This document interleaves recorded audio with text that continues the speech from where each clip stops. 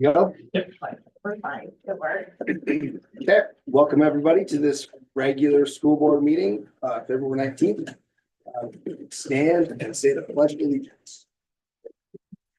I pledge allegiance to the flag of the United States of America and to the republic for which it stands, one nation, under God, indivisible, with liberty and justice for all.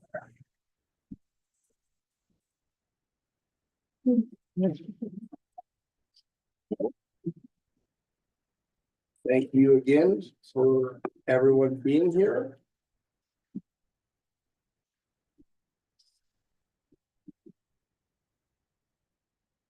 Can I please get a motion to adopt the agenda? I'll make a motion to adopt the agenda. I will second. Okay, all those in favor? Aye. Aye. Okay. Can I please get a motion to adopt the consent agenda? Motion to adopt the consent agenda. I'll second. All those in favor? Aye. Okay. That was quick. Moving on to recognition, MP3 student recognition. Michelle looks excited. And I like it. 8th grade robotics.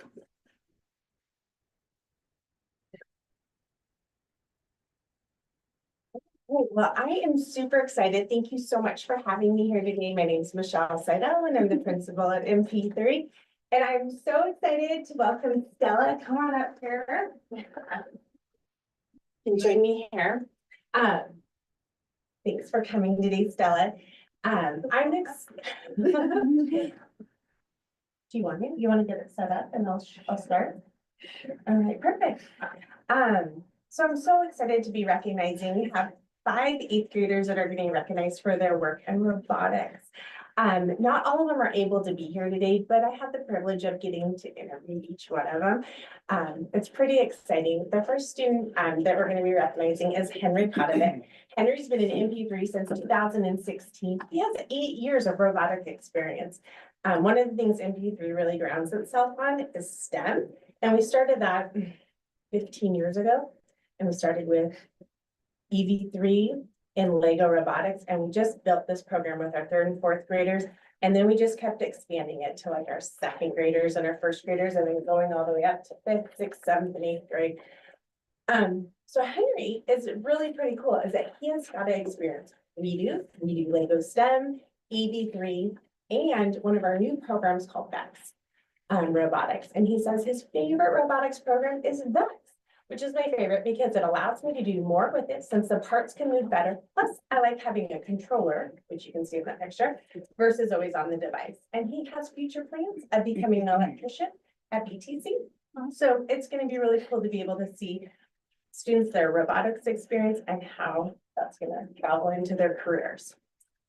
Their student is Cole Oswald. He's been with MP3 since 2022 and has 3 years of robotics experience, and he has worked with just specifically the EV3. And he really likes the EV3 because he can make it move and pick things up, and he likes using the coding program. He also has plans to go to high school, but he also has a unique opportunity. He is a superstar soccer athlete and has been training with like the Olympics team and has been possibly going to Arizona and then Barcelona as well. So he has some pretty cool opportunities, so it'll be fun to see what that's. Wow. Can I start real quick? Yes. On the last picture, is that a USB like SD drive? Like is that how You're gonna. are they plugging in? That's how they're programming it?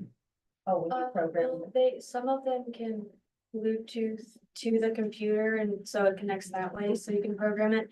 But some of them don't Bluetooth connect, so you have to plug it into the computer. So that's why it's there. Okay, sorry to interrupt. I just saw. I was no, curious. So. The other student is Amaya Gear. She's been enrolled in MP3 since 2020. She has 4 years of robotics experience, and she's had the opportunity to work with We Do Lego STEM and EV3, but her favorite has been the EV3, the color sorter project was her favorite because she liked how you can and see how you can program it. And she has future plans to go to high school, then college to become an art teacher. And then we have Stella and Victoria, and they both were planning to come tonight. And so that I really appreciate you, Stella, coming tonight.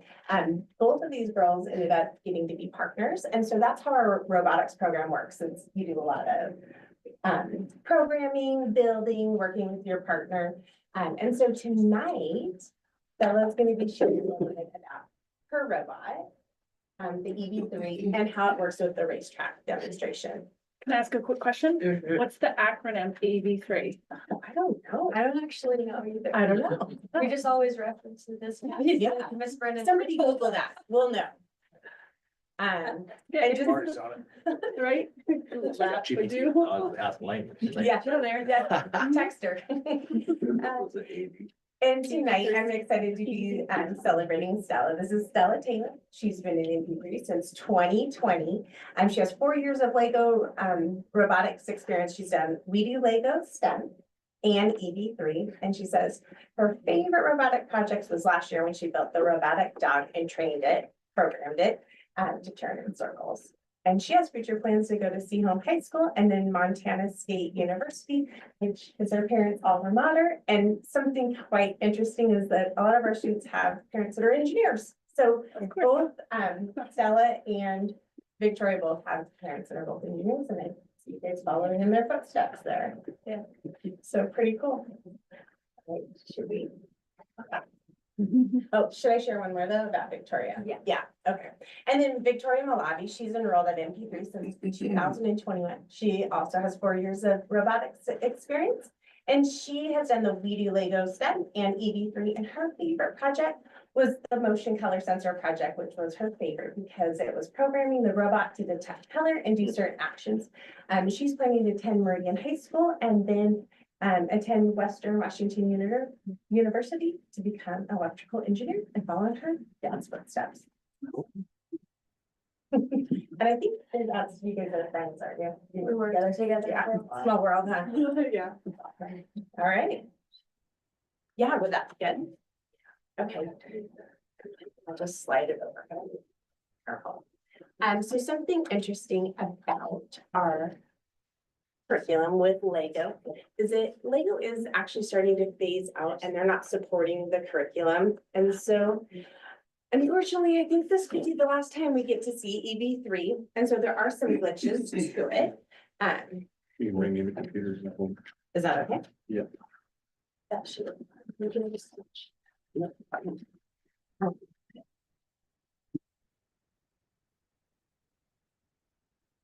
So the last part of the programming kind of like faded away, so the last couple turns aren't perfect, but the other is fine still. We have leave that turn on. So Stella, did you have to obviously program this with your computer first to talk to the? Yes, yeah. Once you program it with the computer, you can download it to the robot and it remembers it, and you don't need the computer anymore. So cool. Yeah. How do we keep Stella at Meridian and not see him? Yes.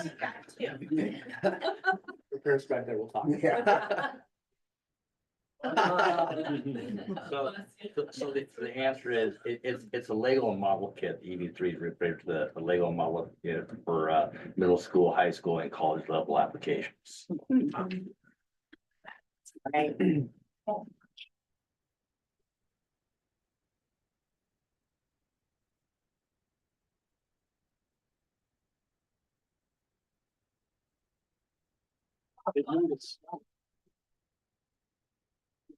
Next, this is getting phased out. What's next? The next curriculum is the one of Henry's favorite one, which is BEX curriculum. And that's also what Brett Fellers uses at Meridian High School. We've got an opportunity to go and observe, and it's kind of endless. There's so much in that curriculum. And so that'll be really cool. And then for the younger students, we're demoing out right now at Edison, and we're checking that out through the ESD. And so just finding things too that can support, like sometimes it can be a little frustrating when like technology isn't always supporting the curriculum and vice versa. And so just finding ways that we can still, we put our stake in the ground that we want STEM and we want robotics, and we know that's going to prepare students for that next step. So. Yeah, how are you? Okay, both these girls are very busy in sports too, and so I'm guessing you just got back from volleyball and Yeah, well, welcome. This is Victoria, and so we were just sharing a little bit about EV3, and your name's right here too, all your history. Is there anything special that you guys would like to share about your robotics class and your time? I'm gonna be sad to see you guys aging out of MP3. What has been like a super highlight for you guys? I like how Miss Brennan always gives us different partners, so we get to work with people that we might not have like originally gone towards, and that made us become friends in the first place. So The classroom environment is very welcoming. Yeah, everyone's very supportive. Love that. Well, I have a little certificate for each of you. Just spell. Thank you so much. Thank you. And you guys are welcome to stay for the rest of the board meeting. Or you're welcome to leave with life. So, thank you so much. Thank you. Nice job. Congratulations for being here.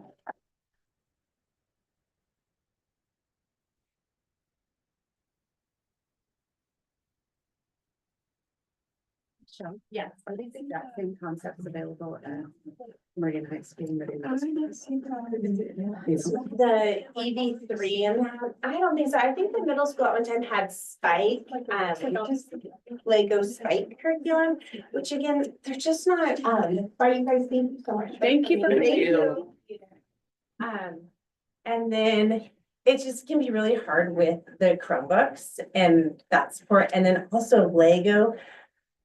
I hate to say it's kind of, to me, feels a little bit like a money grab because you want subscriptions versus we own this curriculum and then the support of that. And so sometimes they always are coming out with something new. So if we wanted to continue with Lego, we need to keep purchasing and keep purchasing. And that's not always like financially possible. But what we can do is we're going to harvest out all the parts that we have. And then that's why we're going with potentially Edison through the ESD, because we can still harvest out the parts that we have. And we can check it out, and it's no cost to check out from the ESD, and we have all the pieces. So that's one of the avenues that we're looking at. Yeah. So right now, something like this isn't available in our middle school to this age group. Don't know. Okay, we don't have that right now. We have Project Lead the Way is what we have with our STEM and working through that's grant funded. So But they do have VEX curriculum, because I have been in Fred Feller's class, and they do have that. Which is a really great segue. Oh, both of you girls also attended MP3, so you had robotics. And so I don't know if you ever took classes at high school with robotics. Did you guys? I haven't taken. No. Me neither. No, I think But- that mind storm. that's like EV3. Yeah. Mm-hmm. Thank you. Yeah, thank you. Thanks, Michelle. Yeah, thank you. Don't worry, I'm gonna stay here. Okay. Yeah, we got some more, Michelle. NB3 school report. Yeah. Oh, thank you so much. Yeah, here's our beautiful building with our rainbow of it. I just want to share a little bit about MP3, just the history of it. You guys, next year is going to be our 20-year anniversary. Wow, it's an ALE, that's incredible. So I'm really excited. We'll have to celebrate big for that. But we are a campus program, but we're also a remote program. And so like today was a campus day. We have our Monday, Wednesday campus program. Then we just flip hats on Tuesday, Thursday, Friday, and we start serving students all over the state of Washington. Pretty awesome. We have a skilled crew of people that are able to navigate the ALE world and keep us in check with that. We serve students in kindergarten through 8th grade throughout the state of Washington. And we're what's called an ALE program, which is alternative learning experience. That can be really broad. And so we fall more under that parent partnership. So essentially it's, I want to homeschool, but I want to homeschool in a public school, like under that umbrella. And that's how we get the state funding for that and how we can support families with curriculum, support, those types of things. So they have that. We also make sure that our families have access to a variety of district approved curriculums. So we can't do religious based, but we can, we don't have just one curriculum though for each grade level. You have choice, like what's going to fit my teaching and my child's learning style. And so we really do try to help support families with finding the perfect fit and then supplemental curriculum to support that. And then we have very strong parental involvement. So parents are really the key primary teacher. And then we come along and support them with the resources that can help them and their child succeed. And then we have really effective certified teachers that know how to support our families. And with sometimes things aren't always going as well, right? You have different learners. If you have multiple children yourself, you know that each kid is different. And so you want to make sure that you're meeting their learning style and what they need. And so we have teachers that are able to come alongside them and say what maybe worked for one kid isn't always going to work for their other child. So that's been really fun to be able to see families be successful. And then we're really highly accountable with OSPI. We get audited every year. And so basically every week, every month, I run reports so I can make sure that we are meeting all those marks. Everything is time bound, time stamped. We don't really have the luxury to be like, oh, we didn't get to this week, we'll get it next week. We have to meet that because that's exactly what they audit us on. And they will do desk audits and audits annually. And so those are ramping up more so right now, but they're really focusing more on online programs right now. Based on the meetings, I think those just kind of got really big right after COVID. And so parent partnerships, also we've had clean audits. And so that's really good news when we have audits that are in check because we're not really on their radar as a target because they know you have good practice. And then I want to share with you guys a little bit tonight about our finances, curriculum, teaching and learning, assessments, and some celebrations. Finance-wise, MP3, we're just a self-sustaining program. So we cost zero money to the district. We actually operate in the black, our budget. And so we're funding at a running start rate. We don't use levy funds. So levy funds don't go to MP3. We function on the running start rate. And we really are an asset, I feel like, to the Meridian School District, not only just financially, but we also provide those learning options for families so that they can still stay in Meridian. And we draw people from all over Whatcom County for our campus program. And then it's pretty cool because sometimes they stay with Meridian and then they go to Meridian High School. And it's really neat that we share a parking lot. And so you can have siblings getting dropped off at one school and picked up over across the street at the other. And I think families just realize like Meridian's a really great place to be. I know our families really appreciate having the sheriff portable there. It feels really safe. And so I appreciate that. And then we contribute indirects and revenue reserve funds to the general Meridian funds. And then as far as curriculum instructional support, you guys, every board meeting you had, you see lots of purchase orders that come from MP3, but they're really small purchase orders when you think about it. And that's because we're buying curriculum for our library to support families like workbooks. We're not buying in mass quantity. So you're not seeing hundreds of thousands of dollars for a curriculum, which is usually how like large curriculums work. Instead, we're purchasing only what we need, like being really good stewards of state funds and just making sure if a student needs a workbook that they have that same access that you would in a traditional school. And then we do, like I say here, like individual versus like whole grade curriculum. We have recommended ones that we really try to steer our families to, like All About Reading is such a great curriculum for like the foundational reading skills. And so we have a lot of families that do that. But that's why you see so many purchase orders, but they're usually like $100, $200, not hundreds of thousands. And then as far as curriculum, like I mentioned before, we have our recommended curriculum guide, and then we also operate with the instructional materials committee. Same thing that everybody does. It's the board policy. It's exactly how we approve curriculum, making sure that we meet each one of those. And then those go on our district approved curriculum list. And then that's housed on our Meridian website. And as far as teaching and learning, well, every student has a student learning plan, and it is what guides their learning. It's a well-rounded plan. It has all of the essential standards. Those are those state standards. And then we have our district approved curriculum. Those are also things that get audited. Auditors come and they look, do you have the right amount of hours? Do you have a listed curriculum? Is that curriculum, has it been approved? Is it been approved by our school board? And so it's making sure that all of those are in check, which we are in check. I think since May, I don't know how many years I've been here. I don't know, however long I've been here, we've always had a clean audit. So that is good. It's been over 12 years. So that's good. And we're going to keep that practice going. We also have weekly contacts. Again, that's what gets audited. They check to see, did you have either in-person weekly contact like today? we count the students that we have campus classes with, that's weekly contact. Or if they're a remote student, did you have a Zoom, a phone, email, and then what was the conversation about? And so it's how we check in every week to see what students are learning, and it has to be with the student. Then on the other side, there's the monthly review of progress. And that's when we look at the learning activities, how the students doing. That's the contact we have with the parents, because they're the primary teachers, but it's also under our teachers' certification. And so they need to make sure when they're approving the student learning plan and they're approving their monthly review, that there's progress being made. And for the most part, 99% of the time, progress is. And then there's times when sometimes things happen in life, right? And it does. And then they go into intervention. And so we have a support for that. Like if something's tragic has happened or they're just not meeting that, then they go into our intervention. And again, that gets audited as well. But then we create a plan. Like, is ALE working for you, or are you looking at maybe transitioning back to a traditional school? So we work through that with our families.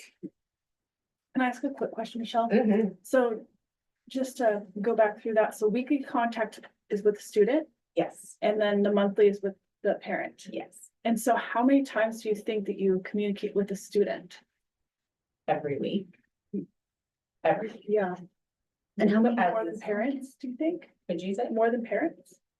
Like, do you think the parents communicate more, or is it the student asking the question? Do you? Oh, when we do like, so a certified teacher would have a weekly contact, and it's between the student and the certified MP3 teacher. And it's all about each one of their classes that they're learning about. So, and then the next week they do the same thing and it's progress of learning. And then as far as the parents, sometimes the parents will hop on too, and then it changes from weekly contact to usually more like, hey, we're kind of struggling in division. Do you have any suggestions? And then it becomes more PD with the teacher and the parent, but with the student, it's all about building a relationship and what are they learning? Cool. And it helps too with like communication skills. So some families are like, I want them to learn how to talk on a phone, because let's be real. Very many people talk on a telephone. Like, that's just not, you know what I mean? People are more into it, right? Do you guys ever call your friends or do you text them? I can't talk about it. It stresses Yeah. me out. Would you like, I can set up weekly contact with you. Yeah. But some families are like, they want that and they want them on Zoom so that then they're having that communication style too. What's the youngest grade you guys used to do? Kindergarten. So you're having a conversation with kindergartners? Yeah, we don't have a whole lot of kindergartners remotely. They usually come on site. But yeah, we do, and we actually do even our walk kids screening through Zoom. We just did our RAN. But after you build a relationship, it becomes, well, I will sometimes join SLPCs like during their observations, and I'll be like, you know, and students will get dressed up for it. Like they're excited for their Zoom, and so they look forward to it. And it's just building relationships. Again, that's where we have this skilled set of teachers that have created that atmosphere where students want to engage. That's awesome. It's really cool. I really do love your job. Like, Yeah, it's I know. pretty When magical. Laney is called, the kids are just ecstatic, excited. Yeah. You know, the phone call, and yeah, they're really into the chat and actually looking forward to it. It's awesome. you had mentioned that you receive state funded Yeah. for the students, and how much is that per student? You said Running Start, I can't find. I That's think that. it's almost up to $10,000 per student. Yeah. $9,555, I think. I have it in my slide. No, Comment. okay, that's great. It's coming, I think. Okay, I'll hold my questions until the end because I have quite a few. Just because it's so successful and that's That just, means you're interested and I love the questions. students' success is phenomenal. So I just have some questions. Well, feel free to ask. So we can learn anytime. from you and your application. And then the next one is assessments. So we have our district assessments, which we do just like we do across the district in Meridian. We do that fall, winter, and spring. It's a K-8 assessment, so we offer that. We're also right now, actually not right now, in the fall, we do our oral reading fluency for all second graders. But then we also like to check back in with any students that weren't meeting those marks, because if you can read by third grade is usually the indicator you start learning how to read by third grade, and then after third grade, you read to learn.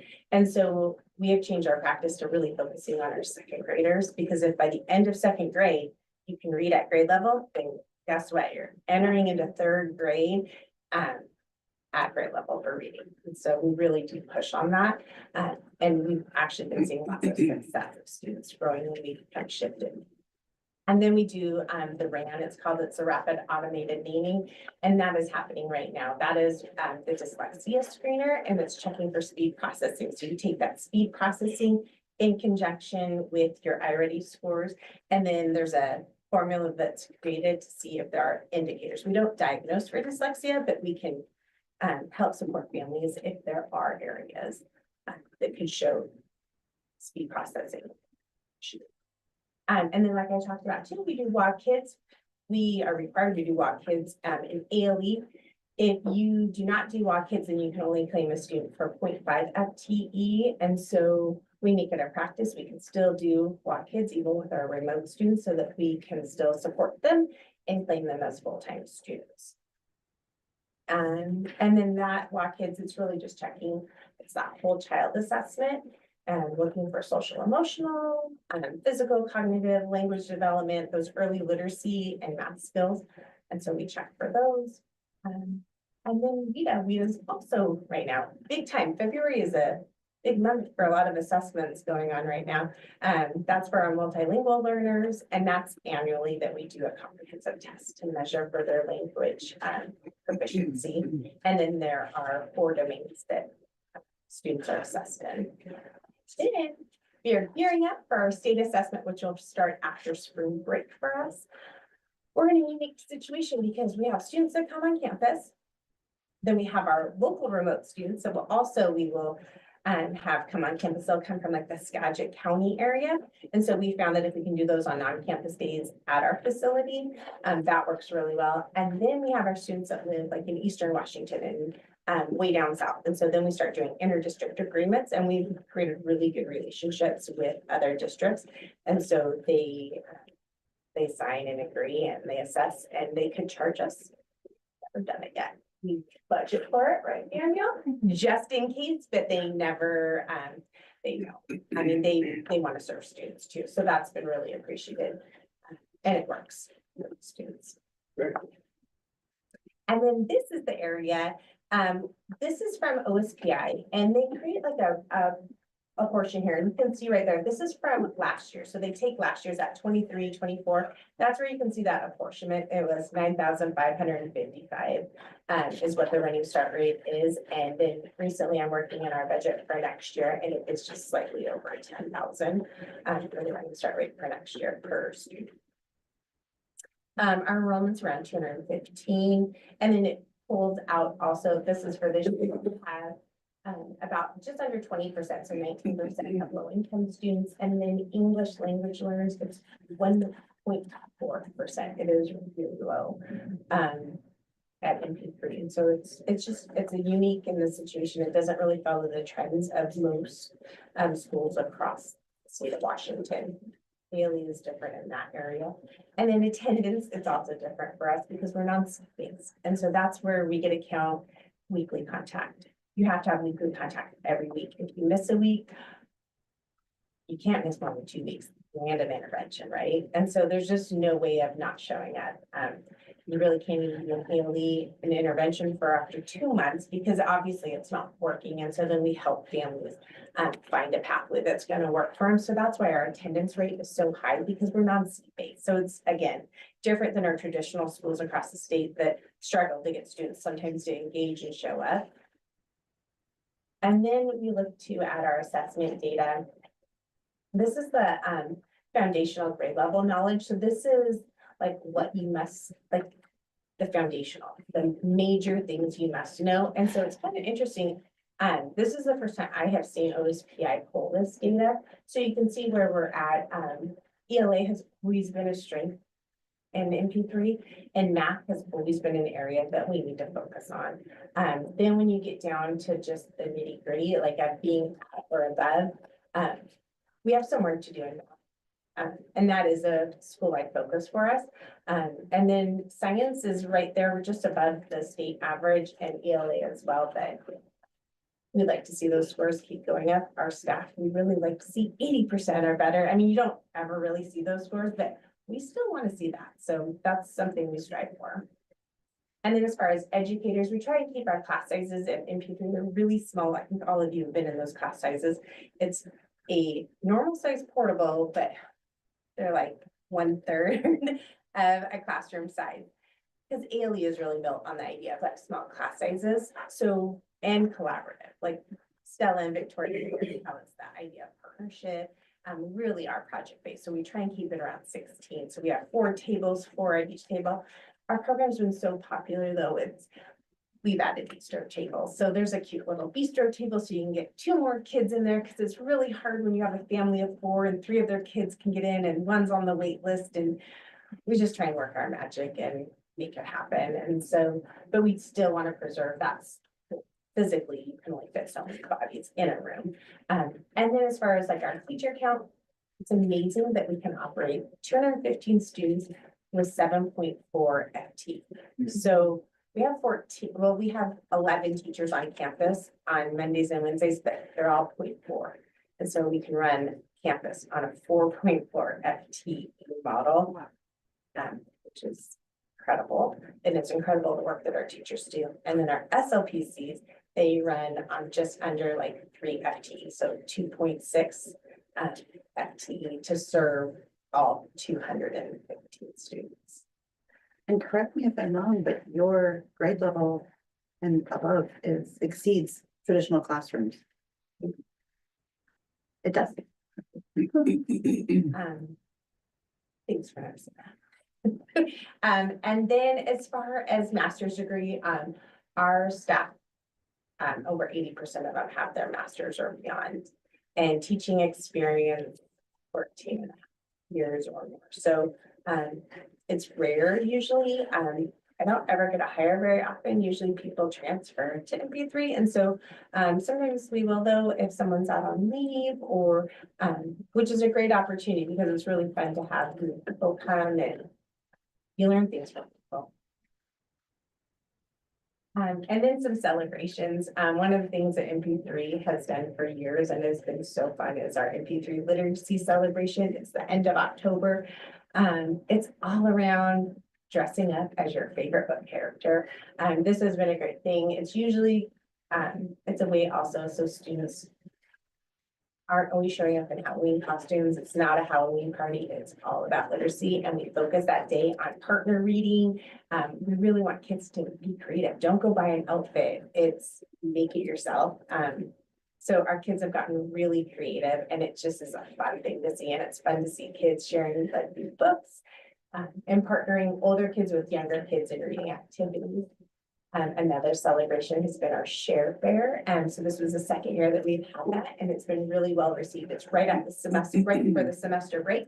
And so students get to share with their parents because they see every month all the work that they're doing, but to really get it come and experience it is pretty cool. And it's fun to have our parents on campus. I love seeing the buzz of them meeting each other too and hanging out. It's pretty fun. And then I have to give a big shout out to Glenda Elgersma. She is our social studies teacher. She pours her heart and soul into everything that she does, and she has a social studies class, and so she really reaches out to our community for engagement. Starting with that first picture there, you can see they have the North Whatcom Fire and Rescue Time. They had their fire trucks. They let the kids use the fire hoses. They did an incredible job. It was so awesome. And then since our sheriff portable is right next door, she always goes over with her class. They get a walk over. Always with treats, whether it's like this year they had boxes of like treats for them. Last year they took donuts, and then the kids all walked back with Beanie Boos because they had the sheriffs gave them all stuffed animals. It's a pretty great partnership. We get along really well with our neighbors there, but it's really fun to be able to celebrate them and for the work that they do to protect our community and for kids to see them as a safe people. And then pretty cool. Also this year we have the U.S. Border Patrol agents come with their K-9. So we have some students that their parents work for Border Patrol. And so we were able to have them come on site. They did an incredible job presenting. We ended up having our entire portable packed with students. I think we had over 100 students in there. Our students were amazing. The K-9s were awesome. The agents were incredible. They did a fabulous job. So it's been pretty cool since we don't go to field trips for them to be able to come on site. To tell you, having that lunchroom portable, that additional portable has been a game changer. We could never have an event to have that many kids in a place for an experience like this. It's been great for lunch. It's also going to be great for assessment. So I can usually do students who need extra time. I can test 30, 40 kids in there that need just 15, 20 more minutes to finish up their assessment because we want them to take their time. So I really appreciate that space is. And it's been really cool seeing it being used by other people in our district. So I think it's been wonderful. And then the other thing that's been really awesome is our student advisory committee. Today was the second time that I have got to meet with our NP3 student advisory committee. We are taking that strategic plan and we are looking at each one of those commitments. So last month we talked about belonging, and student voice is huge. It is the most powerful thing and it makes me so excited. Today we talked about communication. Like, how do you like to receive communication? How do you communicate with your friends? How do you like to receive feedback from your teachers? How do you like to engage? So it was just great to talk with students and get their feedback. And then we each month we make little small actionable items like, what can we do with this information? So it's been really awesome. It's probably one of my favorite things to just hear from students.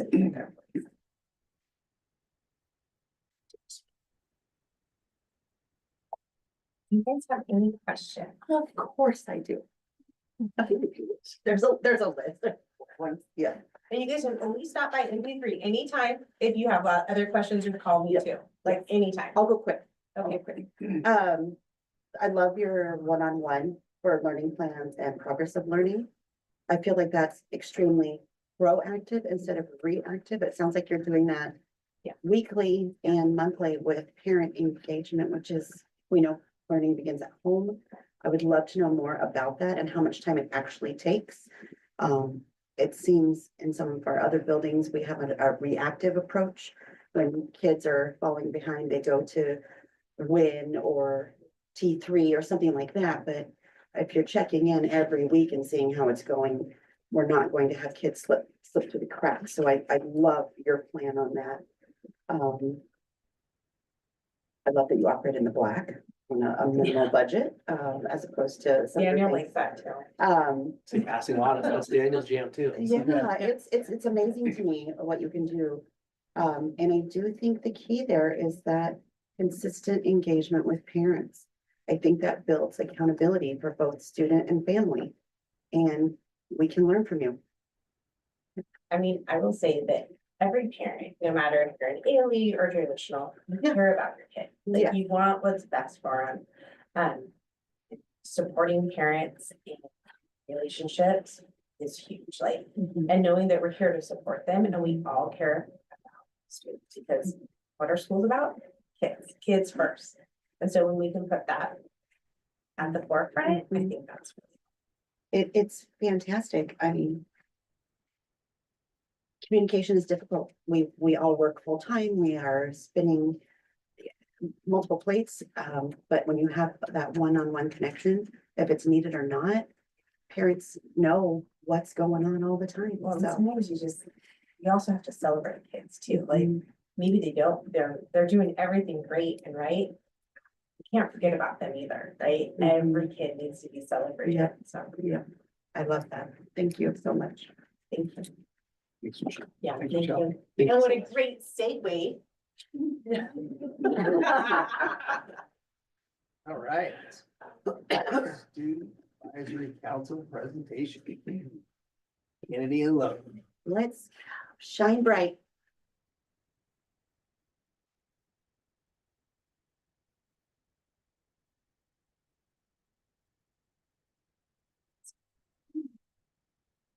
Okay, thanks for letting us present, of course. So we had our first district meeting, a couple weeks ago.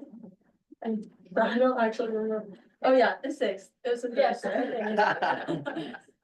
Okay, and so first, how we kind of decided to run it was we made like a presentation or like an agenda, and then we like sent it out and like had people prepare.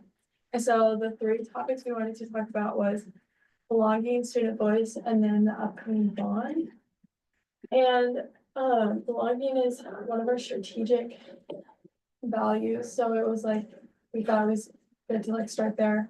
And then also like student voice was something we wanted to like, that was like the main reason why I started district advisory. I know when it was started, so just like how can we like continue that? And then also like the upcoming bond, it's like important to get information out there.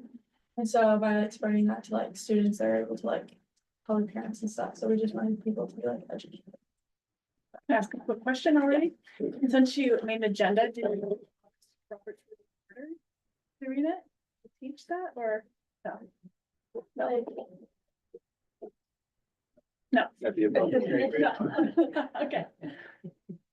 Okay, so in our discussions about those three things, we got some pretty good feedback from all the schools. There was a big emphasis on targeting new students to increase belonging. We had people talk about like welcome parties. MP3 kids were big on that. But like tours, just like doing outreach, like buddy programs, and also asking them for more input about how we can improve our schools. And then in all of our discussions, there was a huge emphasis on a need for multilingual support and inclusion for our English language learning students. And we talked about like mentorship programs, more help in classrooms from teachers, and at the high school specifically, like we have different languages in the daily announcements, not something we shared with the rest of the schools. And they're hopefully being implemented there. And then in all schools, students want to recognize each other for what they bring to school outside of like their accomplishments in sports. And we kind of talked about things like ideas for that. We had an idea share about that. Things like just recognizing like students of the week, like putting people's names on the wall, just small things. Yeah, that's kind of overview of the feedback that we got. Okay, lights, there was 13 students in attendance, including Logan and I. So we invited 3 from each school and then only 2 from MP3.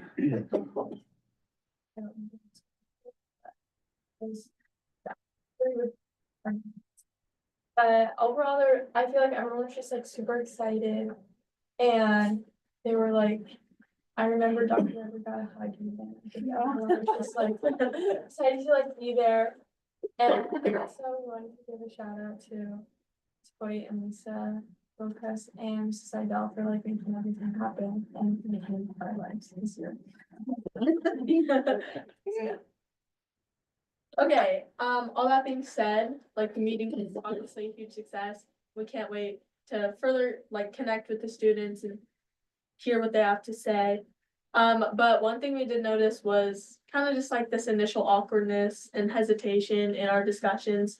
So I think at our next meeting, we're gonna plan on inviting mostly the same people back. There's a few differences, that's fine, but that way people will just feel more comfortable and know what to expect. And we did send out an agenda, but I think we're probably gonna have to connect with advisors, like the advisors of other groups, just to make sure that the students like really have good ideas of what they're gonna talk about and have a plan. Cause it's kind of easy to lose focus when you're like in a meeting with all these high schoolers and kids you don't know.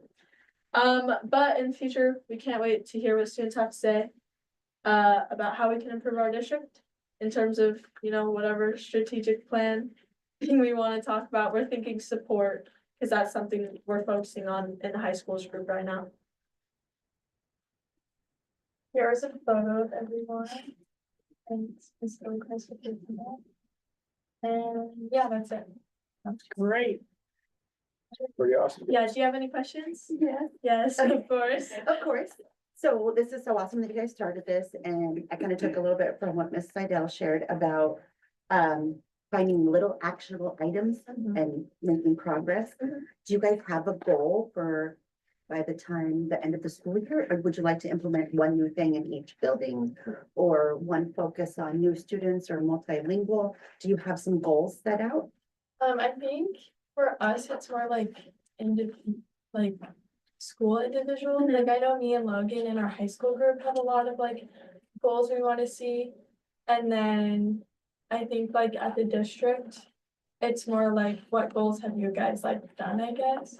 Like we shared like one of our goals was the announcements, like to have like the people say like good morning in their native language so that more people could hear it, and I feel like, yeah. And then, like, we share that idea, and then if like the other schools like think that's valuable, then they can go and implement it, I guess. Or like if MP3 is like implementing something, and then the high school thinks that that's like a good fit for our school, then we could also like implement that, I guess. That's how we kind of have looked at it. And both of you attended Inter High this morning, correct? Yes. Was any of this a topic with other schools? Like, what are you doing to welcome new students? There was definitely some about like inclusivity, like with like ASB kind of, but I think we didn't talk about like district advisory or anything. But there was definitely talks about like how to include people and like student recognition and I would just say this is really cool, and like what tremendous leaders you are to organize this and bring this to other schools. I mean, that's so cool. So it's great. Very well done. Mhm. Thank you. Your PowerPoint is really engaging too. I like that. I do. Kept my attention. yeah. Yeah. Nicely done. Okay. Thank you again. Moving on, it's Lisa Gilchrist.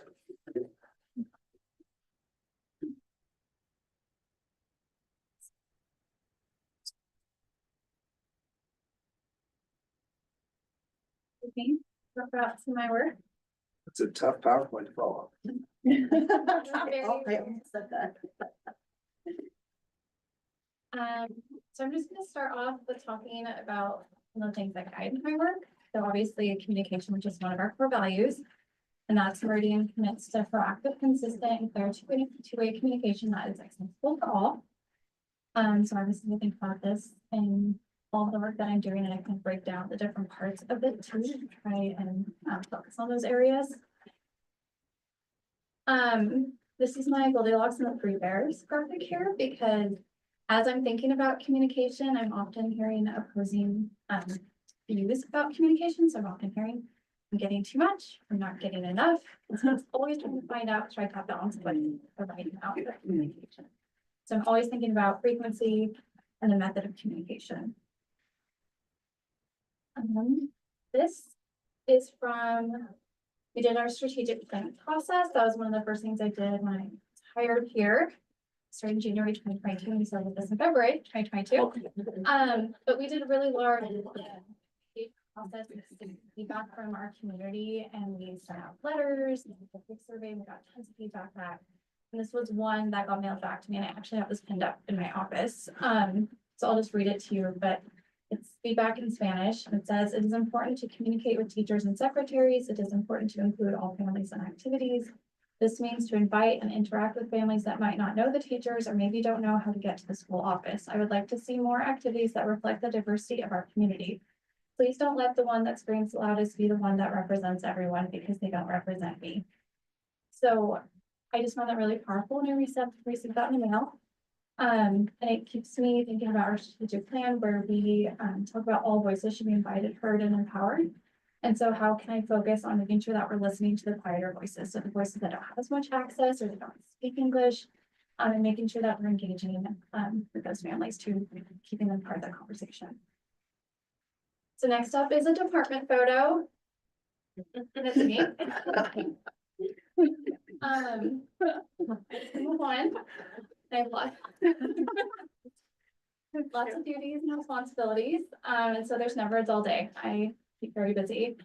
So when I was thinking about what I wanted to talk about tonight, I wanted to talk about kind of more my work in a comprehensive lens. So I'm going to touch on a few items, and then I'm going to dig into a communications plan. So other duties that you may not know that I'm responsible for is I'm the public records officer for the district, and that number is actually now 31 records that I've processed in the last 2 years. And I'm also certified public records officer. I've done number of hours of training related to this, and records is one of those things that's really important. And sometimes can take a lot of time and energy depending on the complexity of the request that we get in. So I just try to always be very service focused when I'm looking on records and processing them in a timely manner too for when we get those in. I'm also the language access coordinator, and so part of that work was developing language access plan. Over the last few years, I've worked really hard on hiring more interpreters so that we have more people available for our families, so that when you're doing a conference, you're able to have that in-person interpretation. And ParentSquare is part of helping us with that, where you're getting communications in your home language, and there's just a number of things that we've worked on in support of that, and it's something that we're continuing to work on. Work very closely with Alvita on this. She is amazing. She helps me translate phone calls for families. So for all holidays and things are coming up, I send her the script. She records it, sends it back to me, and I schedule it. And so I also meet with Alvita once a month, and we check in and just say, like, what are you hearing? What can we improve on? And that just is a very valuable partnership. She is amazing. And then I'm also responsible for employee recognition. So there's lots of components of this, but two things I want to highlight are the thank you notes that we do in November. So that's American Education Week. And if people can submit a thank you note for any staff member in the district, and every year we've gotten more and more and more. This last year we got over 550 thank you notes, and like it's so heartwarming to read them. And they just get sent to the inboxes of staff members, and I've gotten really great feedback. People love getting that nice note in their inbox. And then coming up next month, we're going to open Thrive Awards. Presenting those in early May, so that's really fun. I like doing that too. All right. So as I'm thinking about my work, I wanted to do focus on a communications plan, and I thought what would be a really good timely topic would be a focus on facilities. So I'm going to not dive into super great detail about all of this because I have quite a bit in here. But I did want to talk about when I got hired, so I started in January 2022, we knew that this study and survey was going to be started in April, and it was going to take about a year-long process. And so thinking about like this is big work that our community needs to know is happening. Where are some kind of touch points we can do to just like gear people up for this coming? So I made sure in the fall 2022 newsletter, we just did an update, basically talked about facility projects that we've done, and then gave a kind of a preview of a study and survey is in progress. It's going to conclude in April, and it'll be presented to the board as just like this is what we're doing. Jay presented to the board in April, and then part of that study and survey was concluded. Part of the next step was to convene a facilities task force. So then we went ahead and brought that task force together in June 2023. So this is kind of the process for just like seeking members for the task force. Obviously using multiple methods, using email, website. I put some numbers here so you just can kind of see the reach that's involved with each of those areas. Obviously our newsletter gets widest reach because that goes to all homes and businesses in our district. So I did include a call for applications in the newsletter to be able to get out in time. And then I just have an example of the webpage here on the right. I think it's really important for transparency and for communication to track the work we're doing. And so this webpage is still there. And as we went through the process, posting the agenda, the minutes, all the documents the task force is looking at, tracking the communications, just tracking everything in one spot. So if anybody wants to find what we're looking at, it's just right there. Because the task force was meeting during the summer, people are enjoying their summer. So I did like one update, which was just a social media blast of when we did our tour day with the task force, and just a kind of an update of what the task force had looked at. And then in October, that's when the task force was ready to share their recommendation with the community. So we did a very large process for the feedback to get community input on the recommendation that was developed by the task force. So the task force, their charge was to take the study and survey, which had a long list of facilities needs, and to prioritize them. So they did that. And to support that work, I created a webpage, which was a landing page that was built around the recommendation from the task force.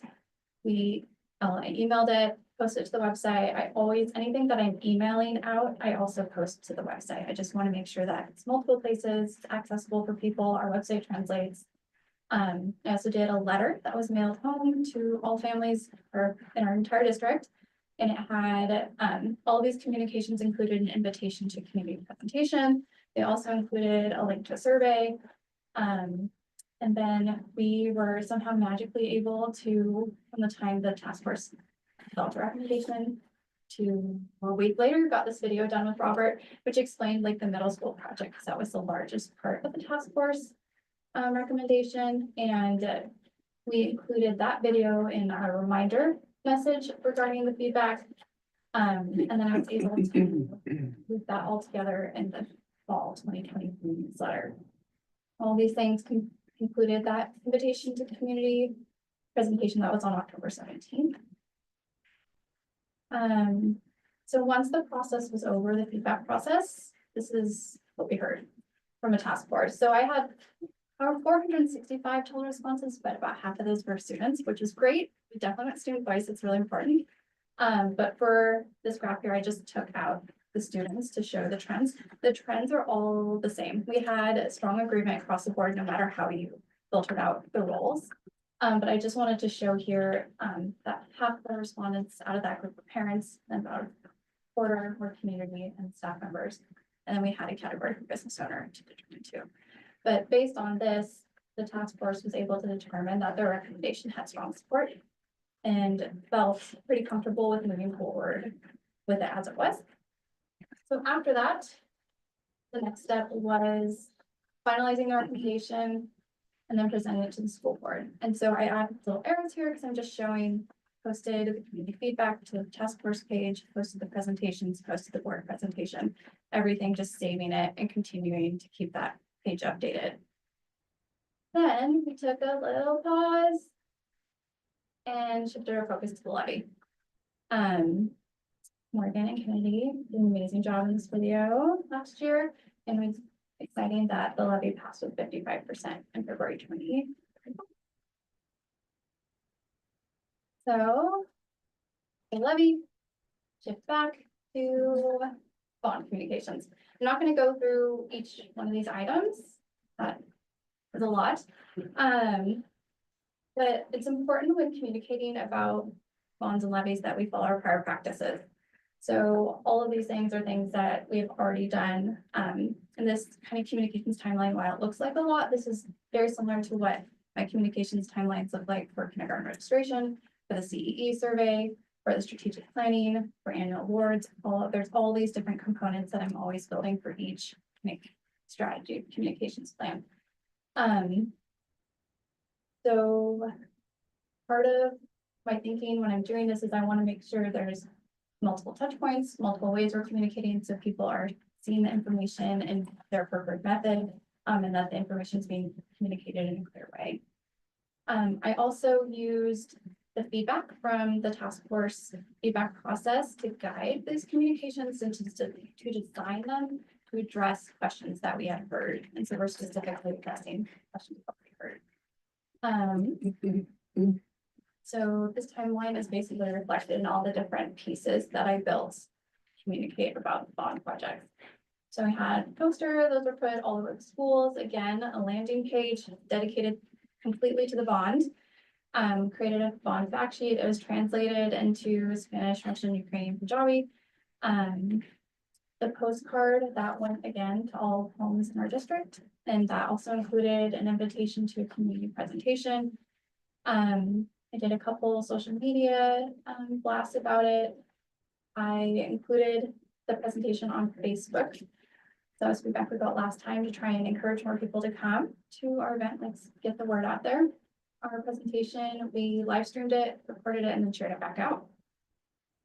I also did digital signage. So most of our schools have displays now. And so I use that as a communication tool. I've got a kindergarten registration thing floating through there now, but I use that for different did you knows, more social media posts, and then videos. These videos were directly related to some of the feedback we received in our process. So one question specifically around how 5-8 would work And then safety and accessibility was a very big focus of the task force, so I wanted to make sure to highlight that with the recommendation.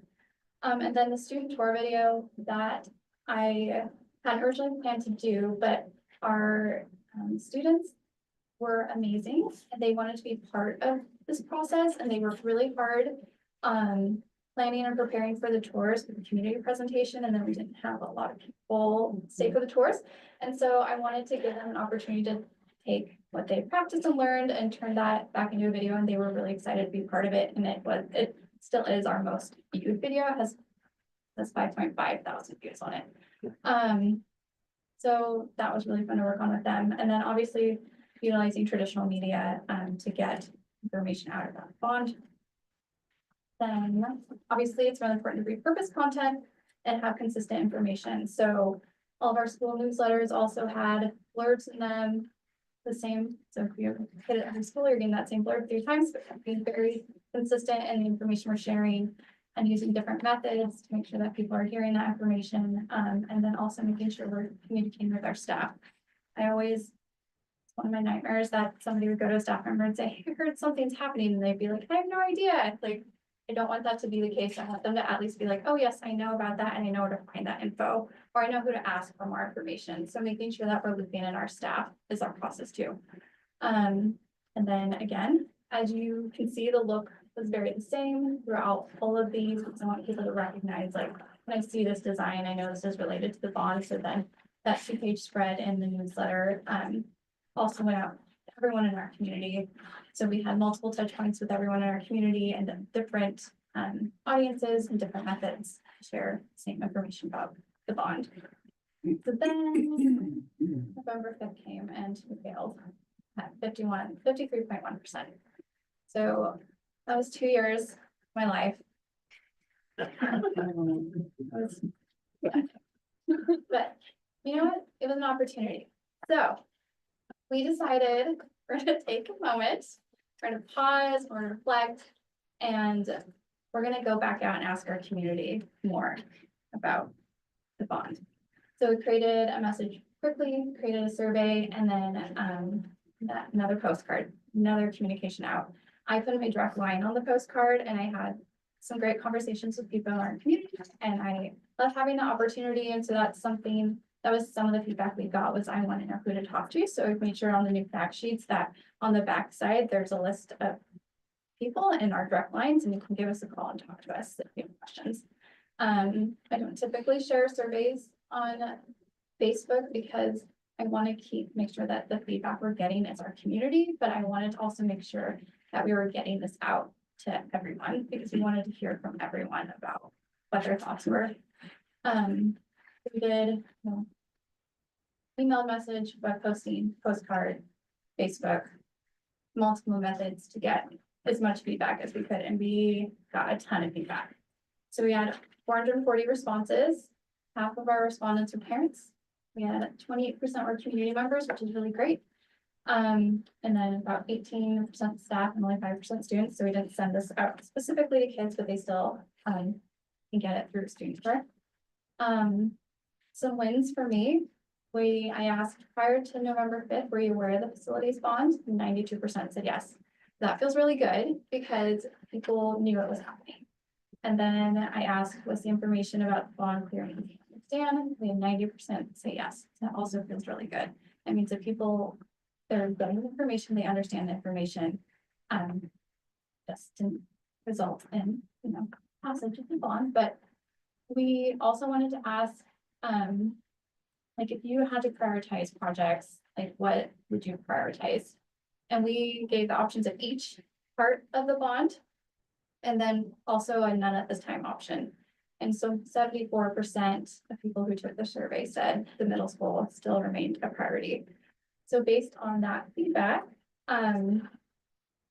we decided to reconvene the task force, review it, and are going for bond 2025. So bond 2025, working on some pieces around this. The feedback was people understand the need for the middle school. We don't need all the extras. And so taking feedback we've heard and putting it in these communications that I've designed So the fact sheet now has the cost breakdown front and center. That was some of the feedback we got, so I wanted to address that right away. Some of the feedback was about how much does it cost for me? So we have 3 different examples on the fact sheet on the front page that show different home values and how much that costs for you. And then the other side of the fact sheet is like the main questions we received from the feedback. And so those are each addressed there, just easy to understand. And then on the back, it has, like I said, those phone numbers of people to talk to. Also created a new webpage that's specifically focused on the middle school project for landing page. The newsletter, it's there on the right, it says draft because I'm still working on it, not quite done, but they'll have a 2-page spread specifically focused on the bond. And then I am working on a new video based on those questions that we received and I wanted to ask the experts. And so I put a few people on camera who haven't done it before, but they did a great job. So you'll see Daniel and Jay is in the video. James obviously is in the video, and then Jill and Robert. So just trying to talk to different people who really know the content and the questions. And so I'll have a full video and then we'll have little snippets too to share. We're just trying to address the feedback we've heard, communicate it out clearly. And we've already had the Cascadian Daily News come out and cover that we're rerunning the bond too. So just trying to get it out there. I haven't like full on launched out all the messaging yet. We're still a little early, but getting all the pieces ready to go. That's it. That's it. It's not really, she also does crisis communication, strategic planning communication, weather, I mean, there's all she's doing, and then there are things that interrupt her work too, right? So. Just a machine. You are very professional and very gifted, and we're thankful. Yeah. That's a good word, you're gifted, yeah. I think you have one of the most important jobs in our district. Like you're like the glue, one of the bottles of glue. So thank you. One of my favorite interaction was at that task force meeting when we decided to go for the bond again. And I asked her, I was like, do you have time to do this? I just remember what you Yeah. No problem. Okay, cool. You gotta go. Yeah. Well, it's all just well presented and the information is not convoluted with a bunch of other, it's to the point, and obviously people are understanding it. You're writing to your audience, and that is a gift. That's really important to me that we listen, reflect on that feedback, and we do something about it too. Just having that feedback loop. Well, not to poo-poo, but you're not speaking educator, you're speaking community member, and that's where you shine bright. Thank you so much. Thank you. Thanks, Lisa. Thanks, Lisa.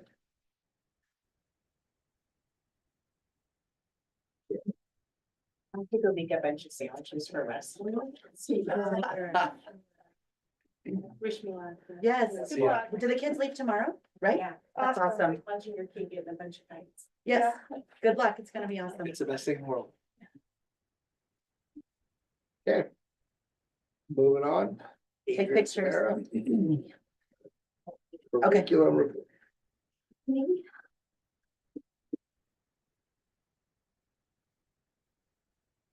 A chance to kind of talk to you a little bit about curriculum things that are happening, so. Each year. Come and just share a little bit about what we're doing around curriculum, so this is from our board policy around curriculum. And again, what we're looking for here is to continue to evaluate, adapt, and develop our instructional materials. And review those, and I've shared with you, I think over the years that it's been a process for us just to kind of get into a situation where we're updating materials regularly. And I think we've mostly gotten there. So I think we're down to 1 or 2 areas that we haven't re-looked at curriculum and evaluated. So we're kind of getting back into a place where we're gonna have more regular cycle of reviewing, and we had a time when it had been a while since we had reviewed materials. So I'm feeling like we're kind of coming out of we've got to look at everything into, now we can have a regular cycle. Which is great. Just as a reminder, our curriculum is based on Washington State learning standards that are set by the state. So the first thing that we look at is what is the state saying that we are the most important content area standards for each of those areas. And those are there if you are interested in linking.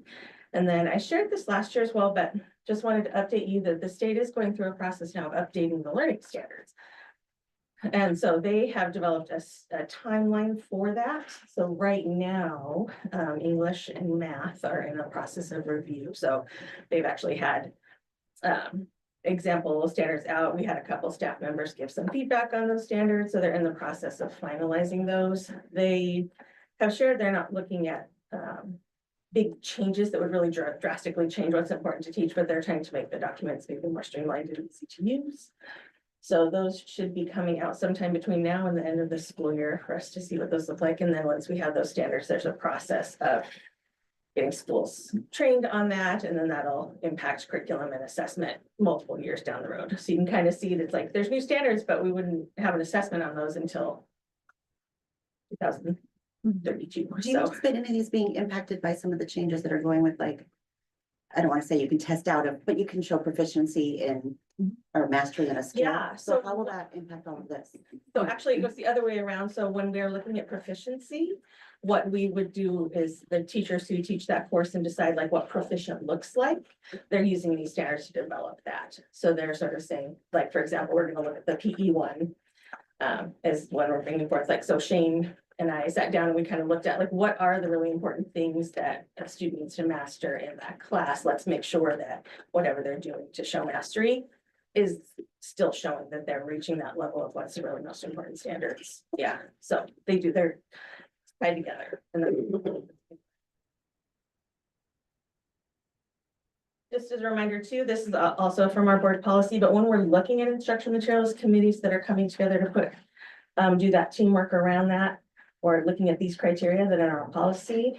And one thing that I always like to point out in here, and the team, something that's really helpful in these is that so much of these criteria are about, are these materials going to help all of our students be successful? So it's looking, the teams are really looking at things like, are there supports for students who don't speak English embedded in the materials that we're looking at? Those are lenses that are just right up front because they're right in the board policy.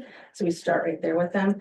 So like you were mentioning, not after the fact coming and trying to fix, we're trying to say, as we look at materials on the front end, let's start with things that are most likely. So those lenses, I think I really appreciate those in this part of the policy. And I think it's really helpful for us as we're going through that work. So last year, these were the materials that we had adopted. So we had 2 core materials. We had core math at and then at the high school, we had Adios textbook, which was a Spanish for core. And so those came to the board. And then we also did an adoption of an intervention set of materials. So those don't come to the board for approval, but we did go through the whole process of identifying those as well. And so that's for our ML team. So they have not had curriculum to teach English language learners. They've built their own essentially, and they've worked with it. So this last year, they adopted and identified these materials. So I wanted to share a little bit about kind of how things are going so far in this first year of implementation with those. So for Eureka, I asked for some highlights from Irene, a couple of things, and I'll show this as well. Tyler was pretty excited to share that they're seeing improved iReady results just in the first year. And one thing that is really common when you have new materials, they call it an implementation dip, which means a lot of times the first year, everyone's kind of figuring things out. Sometimes your scores can actually go down the first year. So he's excited to see that actually even in this first year, they see the math really seems to be showing some students with some skill development in our big assessments. And then they're also doing a mastery, they have formative assessments they're doing during the lessons. And one thing that's been really great is since we have Rebecca Kratzig, who's our technology TOSA, she's been helping that team use formative, which is an online testing thing that so the teachers can get the data really quickly. She's helping them put their assessments into that. So you're seeing, I'll show you in a minute here, some examples of teams who really look at what's happening and intervene really quickly because of that. Also, they're just doing a really good job of a deep study of the standard. So when you have new materials, you're learning new materials, but it also gives you a chance to kind of step back and go, well, let's remind myself what we're supposed to be teaching, what kids are supposed to be learning, what that looks like. And we'll see some pretty targeted interventions. They're also pretty excited about how that's working out with these materials. So just a couple of examples. This is from one unit pre-study. So this is what looks like Rebecca and the other teams, the PLC teams, before they start the next unit, they dig deeply into it and they take a look, what are the topics we're teaching in each unit? What are the skills? They kind of really spend some time deep diving into those units. So having those materials that are really clear and laid out for them helps them to do that. Then the other example here is a tier 2 intervention plan. So what they're, because they're doing those assessments right away, they're able to say they meet on their Friday mornings during the PLC time. And they can say, okay, let's look, this teacher's gonna take these kids who need this help, these teachers, and they're splitting the kids up during a portion of their day, reteaching things that didn't get understood at that time. So having that really clear curriculum and that support of the PLC time that continues to be supported has really been instrumental there. And these are just some examples. So this is the iReady winter scores. And what you can see here, this is what the score was at the beginning of the year. So at the beginning of the year, we had 10% of our students who were 3 or more grade levels below, and in the winter it was down to 5. So you can see here, this is where we were at the start of the year. We had 56% of our students 1 grade level below, down to 48. So that growth that we're seeing is between the beginning of the year and the end of the year. And then these are just some examples of the kind of assessment tools that the teachers are using. So this is one of the formatives, number 1 question, all the question numbers, and the teachers can say, oh, look, a lot of kids missed question 8. So let's reteach question 8. Looks like most kids have the content on the others. So because of the way the assessments are set up in this curriculum, it's allowing that sort of rapid response. That's been really helpful for them to be able to really know what's going on with their students. Can I have a little clarification on this? So we only have 16% of our students at grade level? This was at the right at the entire school. Yeah, early on grade level in math. Well, 15 and 16. So this is the middle above and then grade level. Yeah. When will this get assessed again? End of the year. Yeah, so iReady is the one that is the one we do 3 times per year. Can you remind me again what this grade level? This is all. This is all of it. iron. Yeah. Yeah, they can look at it, and I'm sure that when Tyler does his presentations, they'll look more deeply at different parts of it, but this is just overall. Compared to last year. I don't remember off the top of my head, but A little bit of growth from last year, and I think the piece that's most exciting is kind of that they've grown just within the course of this year. We're seeing some movement from kids. And math, I think like Michelle shared too, math has been an area like across the board for us that has been an area that we know focus on growth. So part of it, looking at new materials is helping support that more effectively. That is only a piece of it. A lot of this is also about the work that they're doing in the PLC teams and really looking at that data. Oh, sorry. Go back. I think the thing that's striking for me is you're looking at 16%. When you look at the bullets below, look at the 2 green bullets, they're 16%, and then up above at the bar, you're looking at 31%. And just within from fall to winter. And one of the things that Adrian's not really talking about, I want to call attention to is as she's taken over and really created schedules around assessment, adoption, implementation. We also don't have independent contractors doing their own math. They're all doing the same math. So we're all moving as a system in a way that we haven't before. It used to be the assistant superintendent ran curriculum instruction when they could. However, they could do when they didn't have other things going on. So I think that's a big part of the success that we're seeing in our system. And I'll say that the work that Irene has really focused in spending, they have both weekly shared planning time where teams are working on this, as well as the PLC time that's allotted. So they're really focusing on this and trying to get this implementation strong at the beginning as they go, and that's been really helpful. The audios textbook, I pulled a couple, I asked. So pre-COVID, do you have any idea where our numbers were? You know, I can pull those for you. I don't know them off the top of my So head. I would be curious to see the pre-COVID numbers and where we were at with math, current, math placements. Yeah. And how many different curriculums have been implemented since one? Is this the first time there's been a change? This has been the first change since COVID, yeah. So, I can shoot that in an email or something, but I would like Yeah. to see what's happening. just math wise in general. Yeah. Well, it depends. I see the rest of your slides. Sure. Yeah.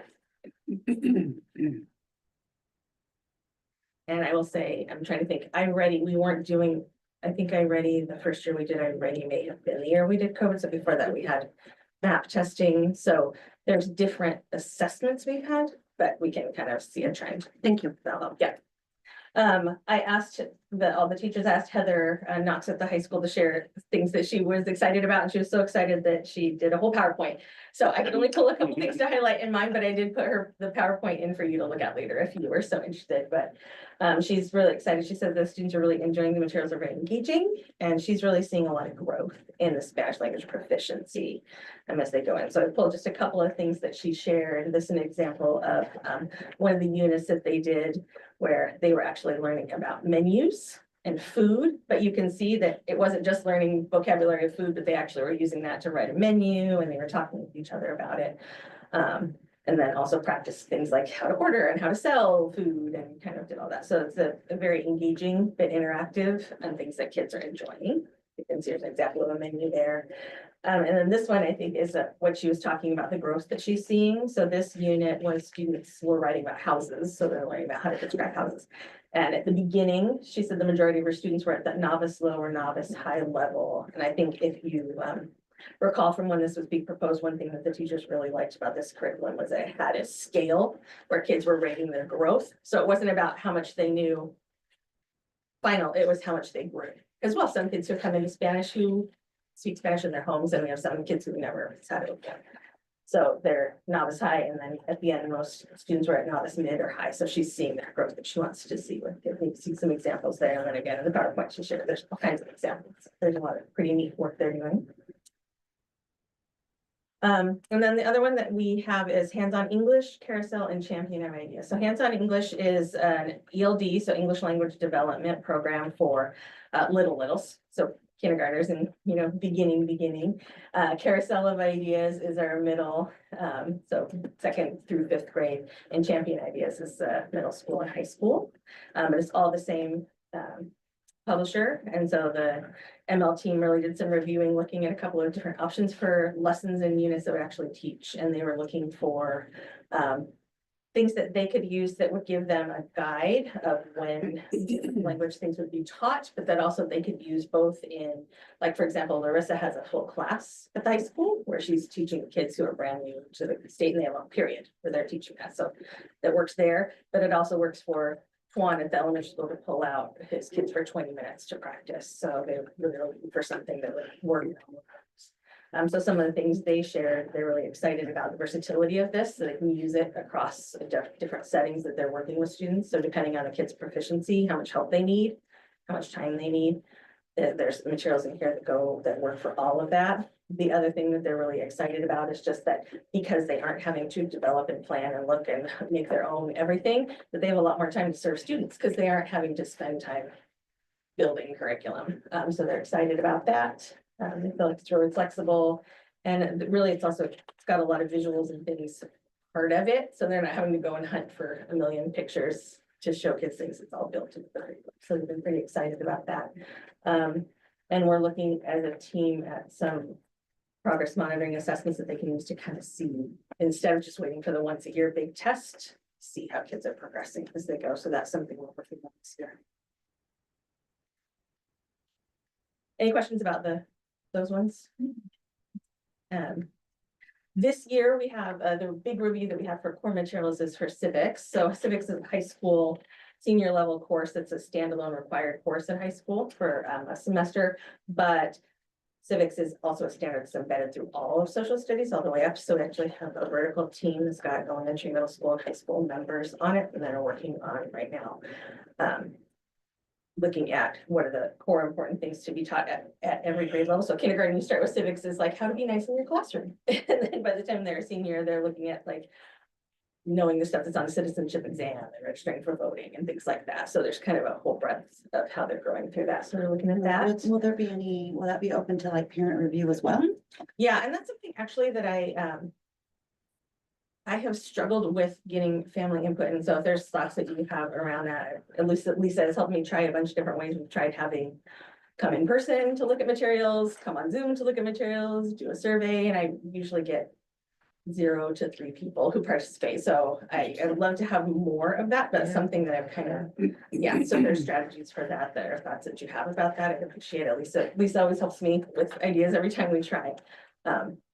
Yeah, but that is when I think it will be good. And so right now they're in the process of, they have kind of gone through and really looked at what the standards are, what are the most important standards that they're looking for, and then they're starting to kind of look at what materials are out there. Then we're also looking at intervention materials for math and foundational literacy, particularly for special education. So working with Aaron Jacoby on doing some of that work. Can you advise what intervention for math would look like? Like where? Yeah, so like the small, so when a special education, like when a student has special education services in math. Okay. Yeah, So both of these would fall under special education. they're mostly special education or maybe students who are pulled for that kind of in between where we're like, they're not multiple grade levels, they're multiple grade levels below. Where they're. So 20% of our students. And what we have right now, is our special education teachers use a lot of different resources, and that's somewhat appropriate because when a student's in special education, they often have different needs that are like specific to that particular student, but we're trying to give them some more resources that are maybe a little more consistent and also maybe like to look better with the curriculum, so they aren't having to do the same thing and going and finding and trying. So that's part of what we're going to look at. That's good. Any other questions? Thank you. I want to throw one more thing out. Our gap closing effort around students who are receiving services as well as multilingual.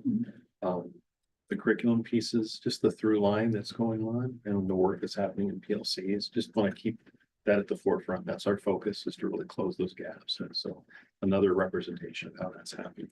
Yeah. Good job. And you'll hopefully see all that when its principals are kind of sharing what's happening in their building. You'll see these connections because they are instrumental part of the teachers. Obviously, we don't just buy books and it fixes everything. Like there's a lot of work that goes into it. And as we close that gap, we definitely want to also see our 19% that are at grade level remain, you know, I understand that we want to see everyone close the gap and get where they need to be. But we also have children that are there. We want to make sure we're serving them well too, and that they don't start to decline. Right. As we bring everybody at this middle playing ground, trying to, yeah. Yep, and I think that also, that's another thing that if you go back and look at those criteria, one of the specific criteria that calls out there is looking for extension as well. And so that is, I think that is a really important note to make, and it's something that's part of the pieces looking for within the curriculum. We can have a whole span of students that need to be served, and we want to make sure that we have those. Yeah. Thanks. Thank you. Thank you.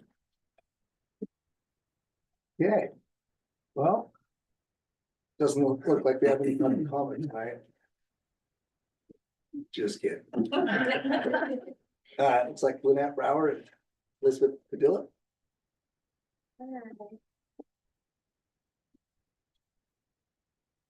How are you both? Greetings. Thank you for being here. Thank you. for the invitation. All right, hello members of the school board and Dr. Everett. Thank you for giving me an opportunity to speak with you today.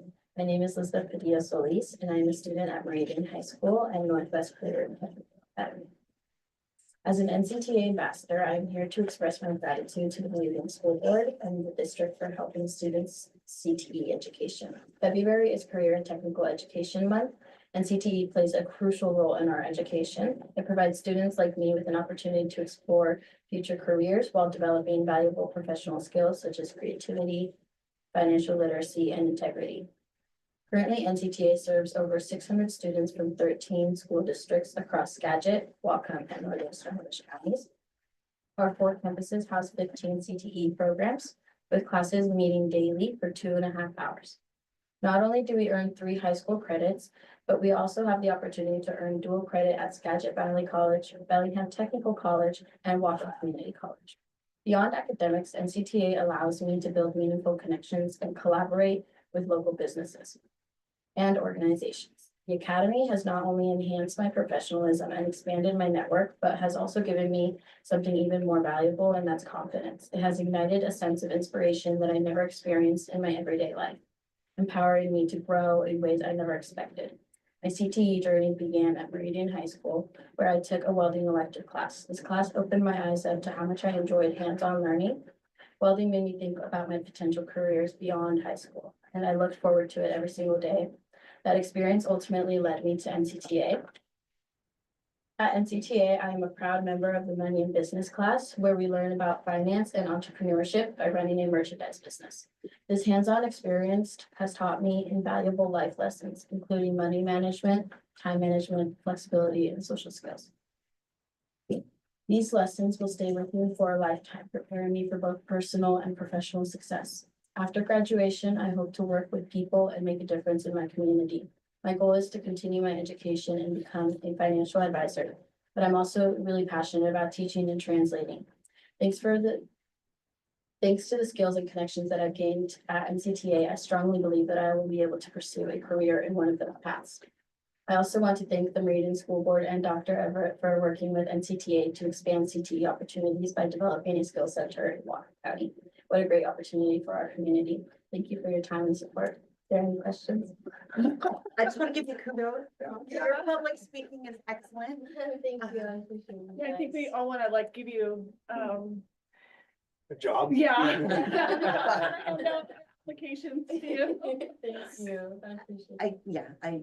The way you make eye contact and you spoke so eloquently, if that is a new skill for you, congratulations, you nailed it. Pretty much one of my first public speaking. I love Wow. it. Good Congratulations. job. Can you tell me what, you said you were an NCTA ambassador, and I've read about that a little bit. What does that look like for you? It's kind of like leadership, so we kind of represent NCTA, and so I think it's a really big part of like, you know, kind of making connections with all the students and talking to all the students, and we work with Mr. Sherman a lot, and so sometimes he'll text us if there's events that we want to go to, like table events where we set up tables and we can go with him and do that, and you know, kind of like just talk to other parents and other students about NCTA and come and join us. So you personally are enrolled in the program.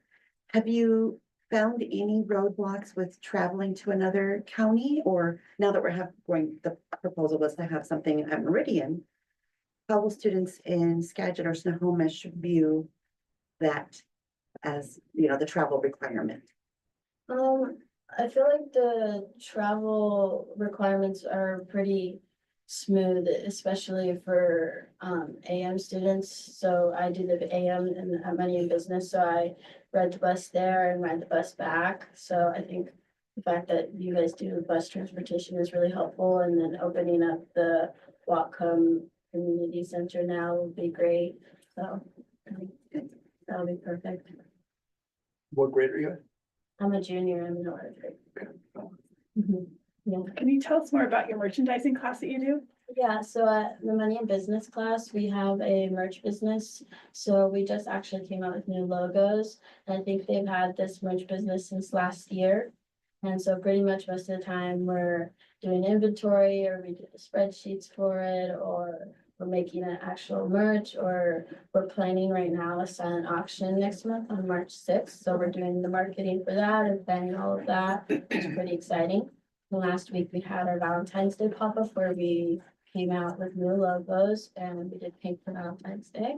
So it's pretty exciting. So it's teaching me a lot about, you know, kind of just doing the inventory and doing all of it's complicated because most of the time the leadership takes role, but also so do the year one students. So the year one students are doing just as much as the year two students are doing.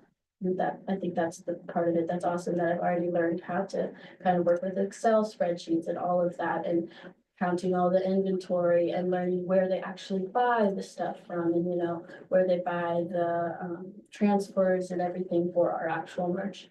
That's great. Yeah. And that was one of the things I was going to ask is, now do you see the connection between some of the classes you might have been sitting in and weren't as engaged, like an Excel class, which wouldn't necessarily keep my attention, Yeah. but like- seeing the value in that now that you're applying it in your NCTA class? Yeah, like the first few days that I got there, I didn't know how to work at all in an Excel spreadsheet or do any of that. And now I know how to make my own spreadsheet and how to like cut it down and do all of that I didn't know how to do. Awesome.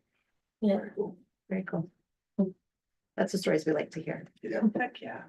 Thank you for coming. Yeah. Yes, thank you. Thank you so much. Director Brower, you have some comments? I do. I'm Lynette Brower. I'm the director of the Northwest Career Tech Academy, and I'm actually just here on a kind of gratitude. This is CTE month, which means I get to go to all of our districts, and sometimes we get to double up. So it's a blessing to be able to work with great students, but it's also an opportunity for me to also share I get to work across the state. I'm the president of the state association, and I work with districts all over, and you have a remarkable district here. And your leadership in Whatcom County is pretty profound. I had to step out just now to talk to our Senate Capital Committee, working on, so tell me more about Whatcom County. And to your question about Skagit versus Whatcom County, we have 100 kids who access NCTA from Whatcom County. The bus goes south. It can also go north. So we're trying to be very deliberate in supporting this region on what professional technical training and career technical education looks like, around providing opportunities for our students in this region. Whatcom, BTC, Skagit Valley College makes me very territorial, but I-5 is really convenient. And if you build it, they will come. We had a student from Linden who rode the Meridian bus down last year. She stayed with us all day and rode 4 buses to get home. Wow. Every single day. So when we talk about young people, we talk about, oh, they're lazy or they're not engaged. Oh, no, they really are. So I want to extend also, I put here the team I get to work with in your district, the small district initiative work that we've been doing across the state and the leadership. I know Dr. Everett and a few other superintendents I get to work with down south have really helped move that work forward. And the Limitless Learning Network, working with your middle school team on how we create these big networks of pathways for students. So just really, if you have not been to NCTA, I invite you to come anytime. We have a Welcome Wednesday that you can sign up for. We have students who will lead you around, and I also just welcome you anytime. But thank you again, just really in gratitude of the work that your district is doing on behalf of kids. Thank you for supporting us. Yeah. You guys are. Yeah, Thank can you we very request much. Elizabeth to take us around? Yeah. Well, you have to come in the morning because you can't miss her afternoon Well, it's class. Wednesdays, right? Welcome Wednesday. Thank you very much.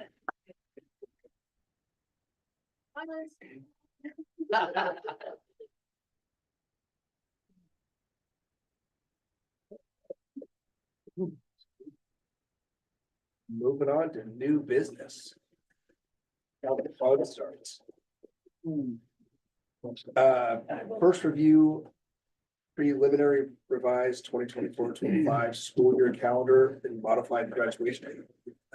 Dr. Everett. So things look really good when we look 45 days out and we don't see weather that will likely, right? It will likely interfere with our calendar. So we lost 2 days, 2 weeks ago, and we had 1 day built in. So March 21st on this new calendar that's a draft is now a school day. And we see the last day of school gets pushed to the 12th and then graduation moves to the 5th. And so if things stay the same, we will then ask you to approve the calendar on March 12th. If anything changes, if we have a freak situation where things freeze or who knows, then we'll modify the calendar, but we typically wait until the end of February before we finalize the calendar for graduation because we have to make sure we meet the hours and dates for the state. So this is for your consideration and also to publicize to the community that this is likely what the calendar is going to be. So March 21 will be a makeup day and graduation will not change. Graduation changes to the 5th and the So it's last gonna day of, change. the last day of school is now the 12th. We just take that snow day out of March. Correct. In my calendar.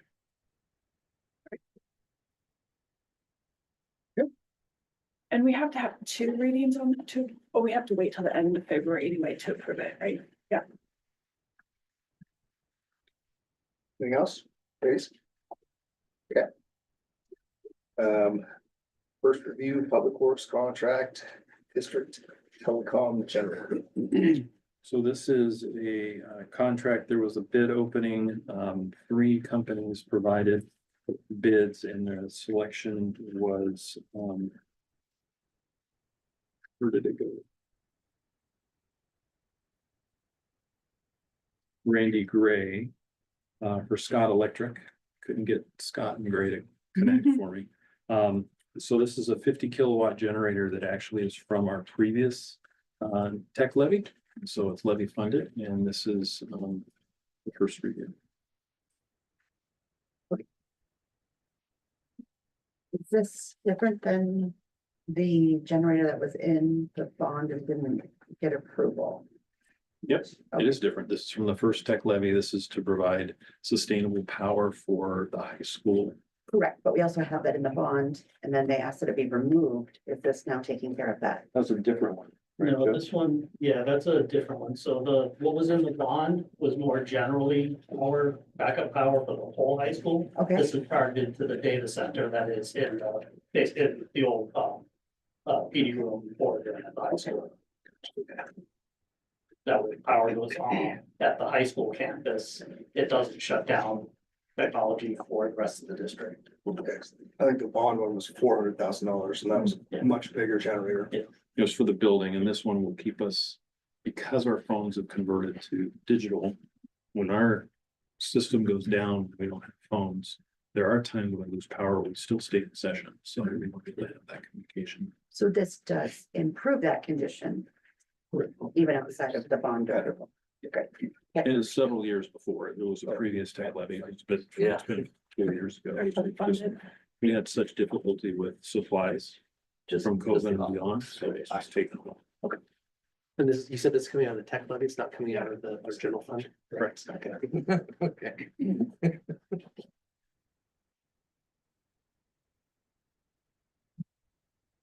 Anything else? Okay, first review of Folsom Cedar 24/7 physical education mastery-based credit. All right, good evening. So tonight we have 5 policies for you.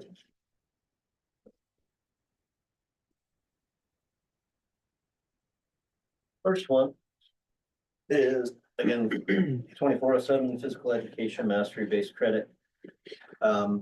This would actually be a new policy for Meridian.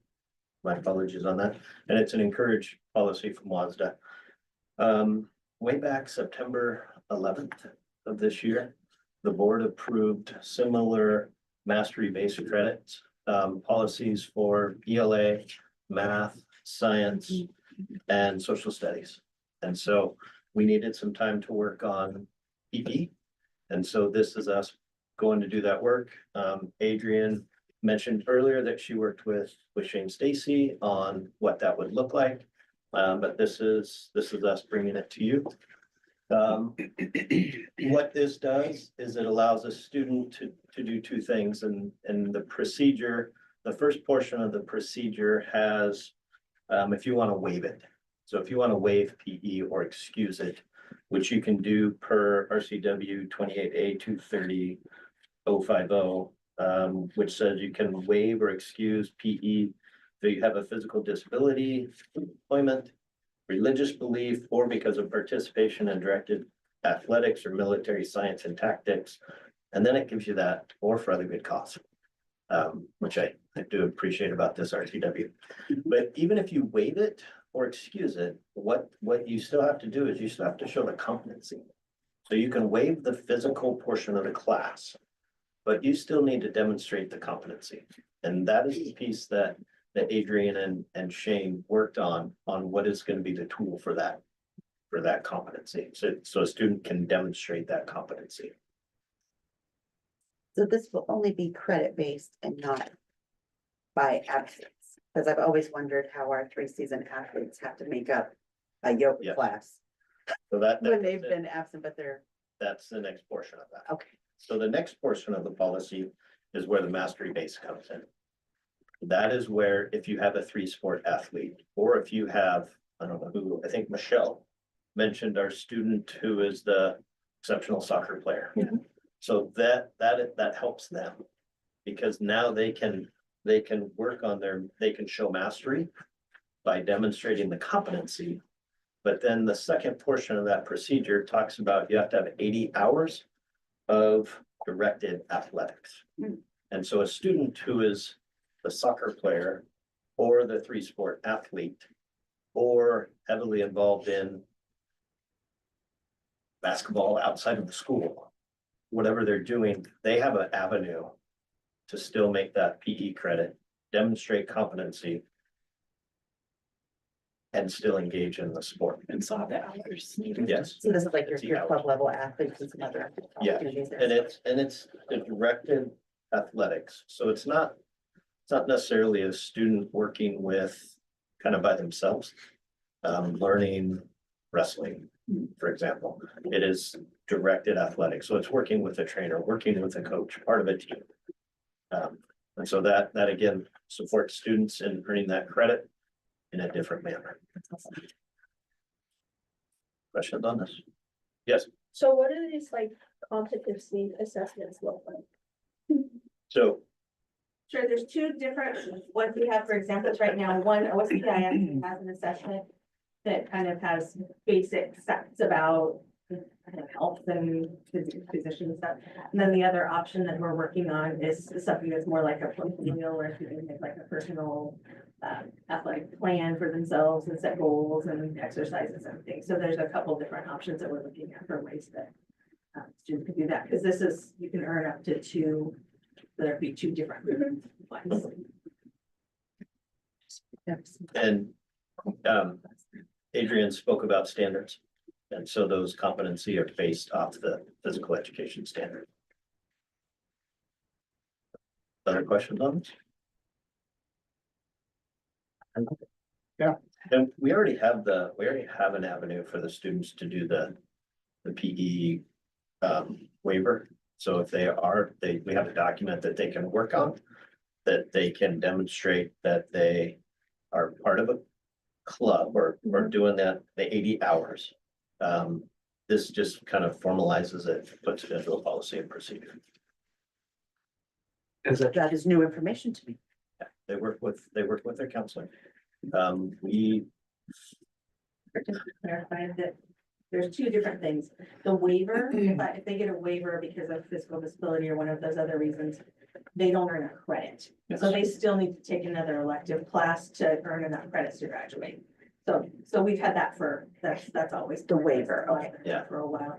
This is allowing students who also do that extra 80 hours to get an actual PE credit. So it wouldn't just be waived, but they would have to make it up. The credit, they would have to make up the credit. Okay. And it's in relation to the credit, not the grade, right? So this isn't like Yes. if you miss PE, like you get graded down, but like I do club volleyball or something like that, so I get This is the credit. the credit, okay. What do they do with that class period? They could take another math class, they could take a chemistry, they could take a CTE course, Can they Do a skill center. they could do a skill center. Can they do nothing? You would be surprised Yeah. how little room there is in a high school schedule to get all the credits. Especially if your child is involved in leadership or any other classes Yeah, that like fill I up that have schedule. credits, and they only let me have one free I period. remember you saying that. Like they only let you take one free period. So, and that's on your, that's your senior year. And my daughter ended up having to do like her foreign language for a four-year university online over the summer because she didn't want to give up yearbook and leadership and some of those other things that fill in the schedule. You don't get credits for your book and leadership? You do, but it fills up your schedule. There's only Okay. so many classes in a day. The PE itself is a graduation requirement. Okay. So you have to have a year and a half of PE specifically. It's coming, Steve, it's coming. I took like head PE class. It was the easy A. It's a hard, yeah. Like every time I miss, I'm like, my grade It's drops so so much. stressful. It's Not so a Bellingham. Bellingham's a little different. Yeah, men didn't bench press enough. She's like, I have an A-. I'm like, what? I know, so Grace is like, I didn't improve nothing. Like. Discussion for another time. Sorry. First reading on 2407.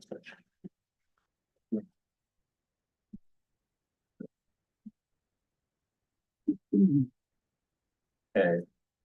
Next policy and procedure is policy 2410, which is high school graduation requirements. This is an update to an existing, and this is an essential policy. The changes in this and the policy, the changes were mainly in the legal references portion.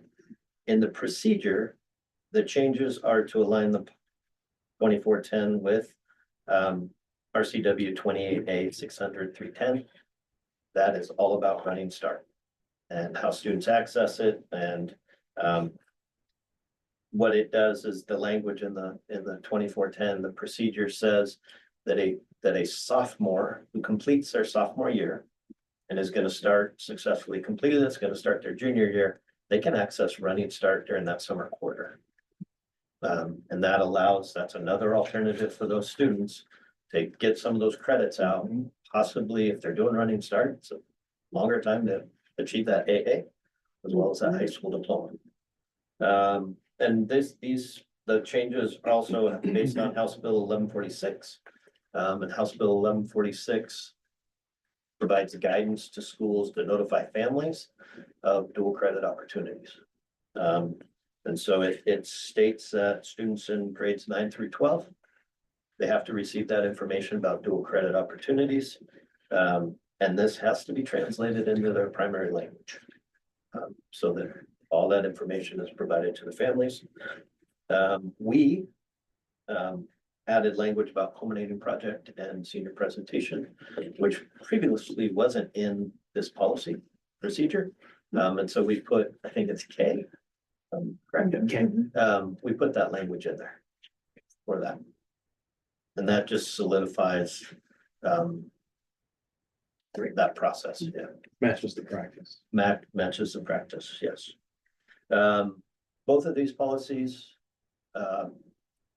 Mr. Stacy is aware of, Adrian and Sean worked on them. 2407, we've worked on probably longer than anticipated, yeah, a couple of years now. And then 2410, again, Sean and Adrian have taken a look at it and it's gone through.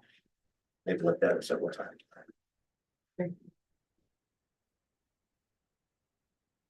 And again, first reading, so as questions come up, please let me know. Is there a reason we wanted to not share the information until 7th grade? I think that's just our practice right now at the middle school. So it had said 6. but It we're had gonna- said 6, we've held off until 7th.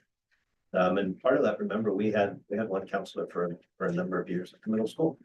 And so that was a lot for that high school and beyond plan. So it says 7th now, and as we develop it, and it may go back down, it may work its way down to 6, but That also aligns with the high school and beyond plan that the state requires, the Okay. specific formal one.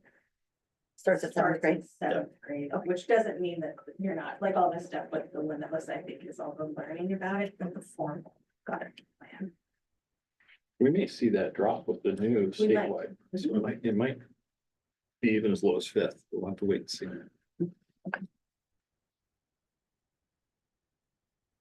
And my kiddo was in COVID during middle school, so I don't remember, I didn't experience this stuff.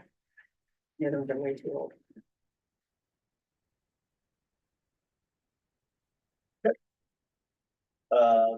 third policy I'm bringing to you tonight is 3226. Interviews and interrogation of students on school premises. This is an update to an existing policy. The only change I included in the board docs, both the policy and the procedure. The only change currently is to the policy. And as a district, this is an encouraged policy as well. I included the WASDA article, which highlighted Title IX changes, immigration changes, and changes to gender. And so based on that document that I included, foretelling into the future, give you some things that are going to come. The next board meeting, I will bring you an updated 3205, which the board just approved, I think in November. And what that does is 3205, when we approved it, we aligned it with the 2024 Title IX guidelines. Those have been removed. And so we're gonna take it back to the 2020 Title IX guidelines. And so you'll have a new 3205 that will come to you in 2 board meetings, actually. Back to 3226. With the recent executive orders, the policy has been updated to reflect the new language. And previously, the language was, it included sensitive locations. And so the guidelines were that immigration agents and officials would not come to sensitive locations. Sensitive locations are schools, hospitals, and churches. And with the new federal guidance and the executive order, they had to modify this language. As a school district, we are responsible for educating all students, regardless of immigration status. And so this policy has been updated to reflect that. Okay. So Kurt, this Yes. language in 3226 is reverting back to the language from 2020, or is it slightly different than what we had? No, Two that's different. 3205. That was 3205, sorry. 3205. This language is just removing, it strikes the quote. The district supports the federal immigration enforcement policy that directs immigration agents to avoid questioning and arrests at sensitive locations, including schools. And so that was on the guidance pre the executive order. Okay. So it just strikes that language out. And I've sent my question regarding Yes, that already. and so I will respond to those probably by the next couple days.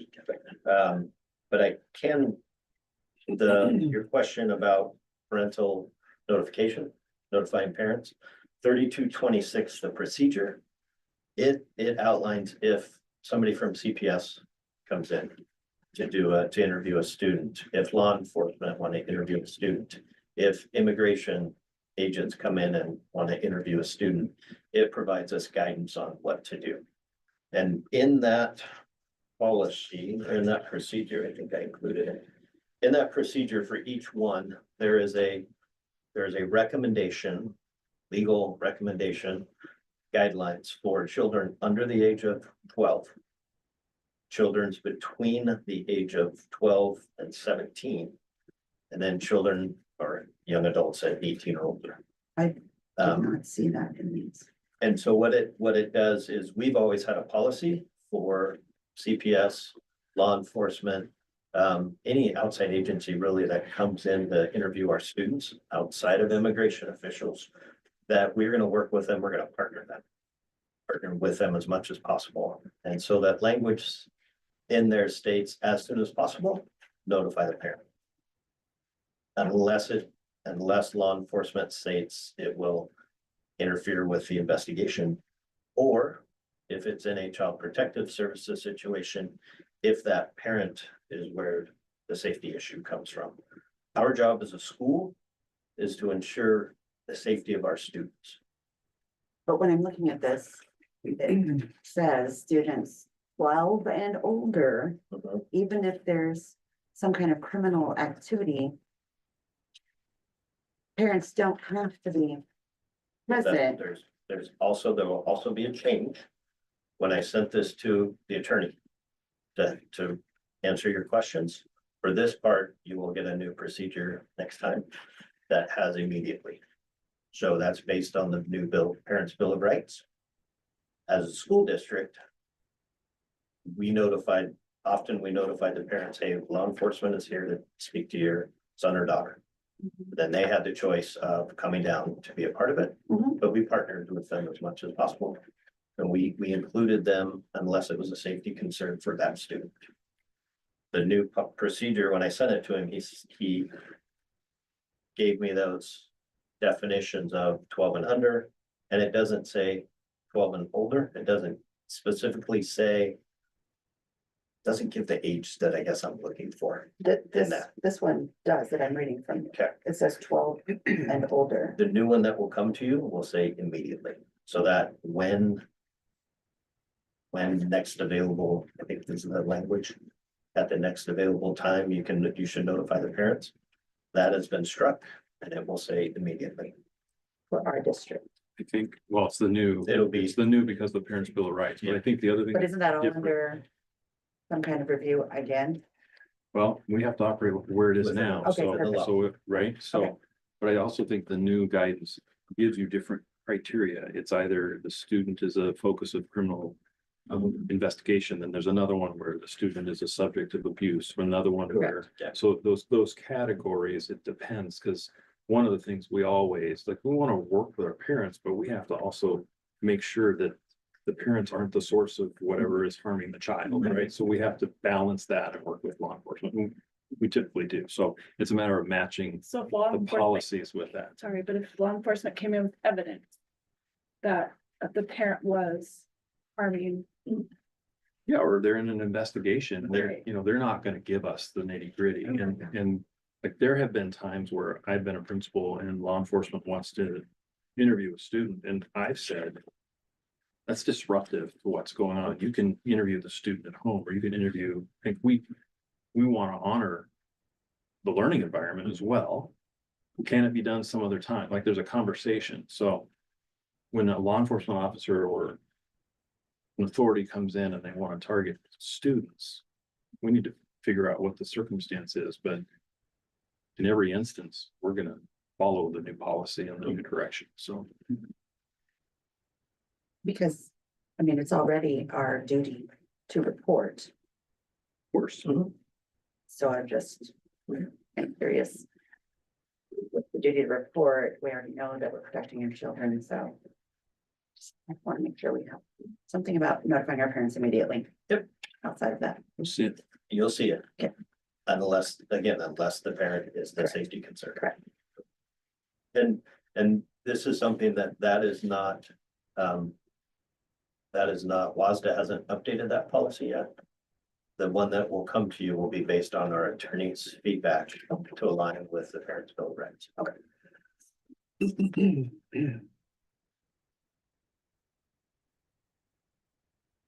Okay, 4300. 4300 is a new policy for Meridian School District. 4300 is an encouraged policy, and again, I've mentioned before, I'm starting to really like policies and procedures and the history behind them. And so 4300 was originally came out in 2020, December of 2020, and that's the article that I included in the board docs. It was labeled an essential policy. Actually, I think it came out in August and then they revised it in December. When they revised it in December, it became an encouraged policy. And basically, when you look at that policy and procedure, the policy outlines how we should interact with immigration agents when they come into our buildings. The procedure is definitions. And one of the things that I do appreciate in the definitions is they defined a judicial warrant versus an immigration warrant, administrative warrant. And they give those definitions in there. And so the steps we will follow when immigration agents come to our schools is staff are directed to notify an administrator. The administrator will notify the superintendent or designee. And then if it's Dr. Evans or myself, we will go to the schools. We will contact our legal team. And then we will verify the documentation, contact parent as allowed by FERPA. And then we will request district representation. For these What kind of training will you all receive? To look at documents and know like what you're actually looking at. You're not part of immigration or law. And that is going to be the importance of having our legal counsel on the phone. When I sent him both of these documents to review, when the executive order changed, he responded with an email. He also responded with, if at any time you have this happen, you know that I'm a call away, or someone in my law firm will be here to support you. We also have examples of administrative and judicial warrants. If the paper doesn't have a judge's signature, it's not valid. It's not legal. So we can request a judicial warrant for them to move forward. So I mean, it's not that hard. Thus far, there has not been a school in Washington where an immigration agent has come to the school to enforce the immigration, their business. So, Correct. yes. Other questions on this? Okay. And then the last policy tonight is again, it's an update to an existing policy. This is again encouraged. And this is similar to, this one is district relationship with law enforcement and other government agencies. It's encouraged. This one again has been updated to reflect a recent executive order. In this case, so that same language that was struck from 3226 was again struck from 4310. Our attorney also recommended that we add language about immigration agents may only access school facilities as required by law. And so that was a recommendation by our attorney for this policy. And this one, there is no procedure. This is just a policy. And this is first reading, so as you have questions, please send them my way. Any questions? No. Okay, thank you.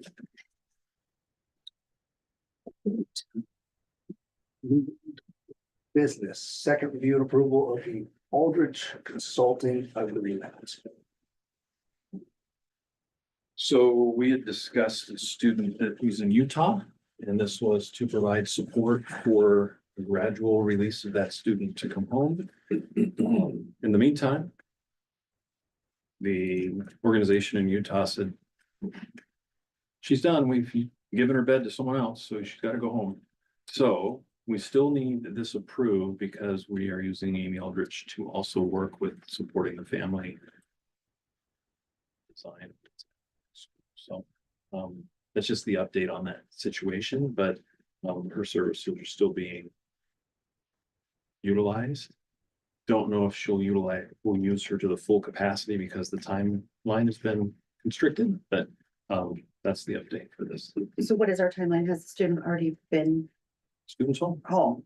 Has student transitioned back to learning within our buildings? I think the programming is to be in the buildings. To what degree and how Okay. quickly that's happening, I can't comment on, but But this will support that. Yes. and this is for approval. Okay, well, can I get a motion to approve second review and approval of the Aldrich Consulting Agreement? I'll make a motion. Yeah. To approve the Aldrich Consulting Agreement. I'll second. All those in favor? Aye. Okay. Moving on. Budget and finance. Oh, All right, let's party. Daniel. You guys have been excitedly waiting for this. Oh, yeah.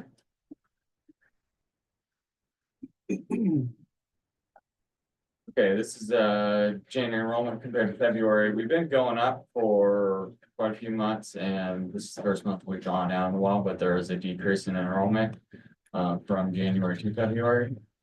Down 6 in the core program, down 3 in MP3, for a total of 9 in the total education program, and special education is down 5. And we are at the same level for running start and dropout re-engagement. This is kind of just a reminder of where we're at compared to budget. We're up February to budget 48 in the core program, 2 in MP3, for a total of 5. And special ed's up 11, running starts at 15, and dropout re-engagements up 10. Or get beat. Probably break the PowerPoint, but I don't really know how else to do it. Okay, so this is the budget projection report. We're looking at December. An interesting. Thing that happened at, Walker County Treasurer's Office just implemented new accounting software. And so it doesn't impact our revenues or expenditures. Some of the asset balances are a bit weird on their reports. So school districts are working through with them to kind of get rid of those errors. So that's something that's happening. Just kind of like an FYI for all of you guys. So on this report, the beginning fund balance in purple is 2,161,000. And total revenues, 2,566,000. And kind of the main thing to point out is this section right here. These are all of our federal grants. And so this is claims from September to November.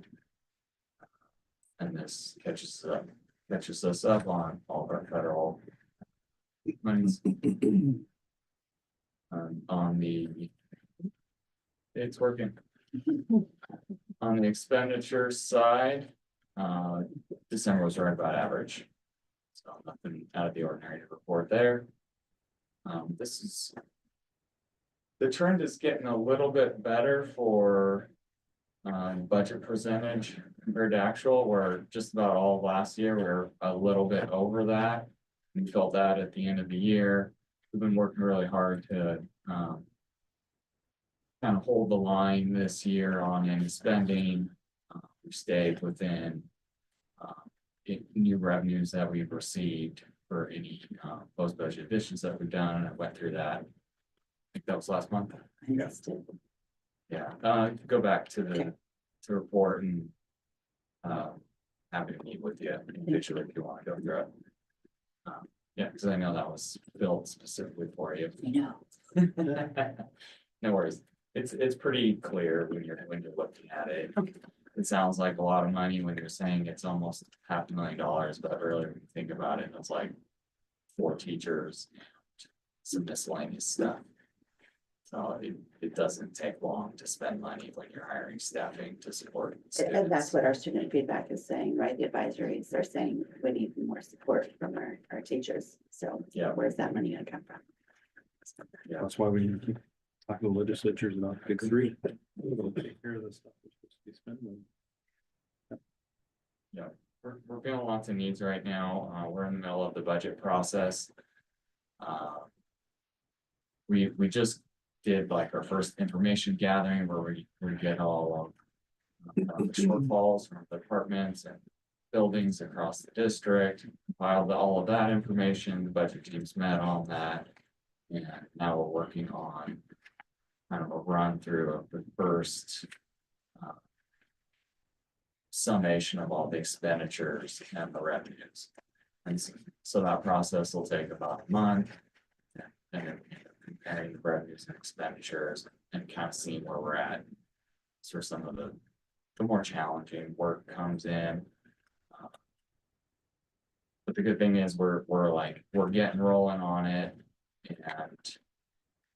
And then as we're doing that work, hopefully some more information will come out from the legislative session, at least where we can kind of estimate where we're going to end up at.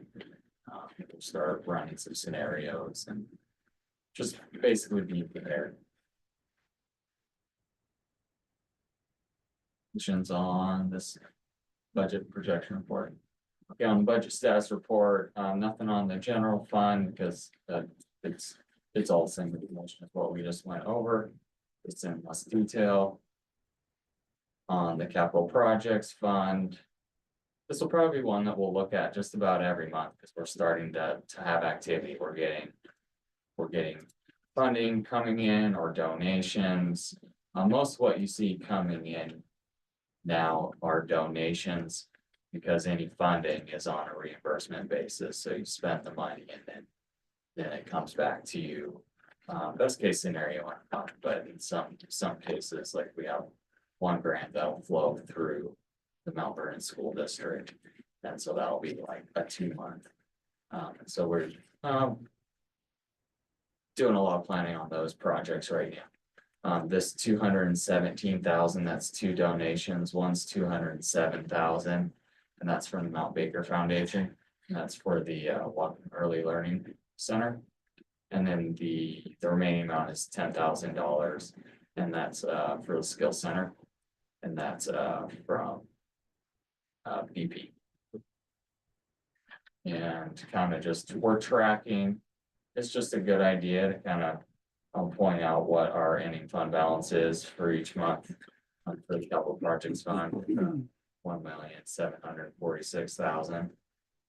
One nice thing about getting these donations in is it might make it so we don't have to do any short-term debt for cash flow purposes, because we may be able to kind of use our balance in this fund to get initial expenditures, and then we'll claim those on our state federal grants that we're receiving.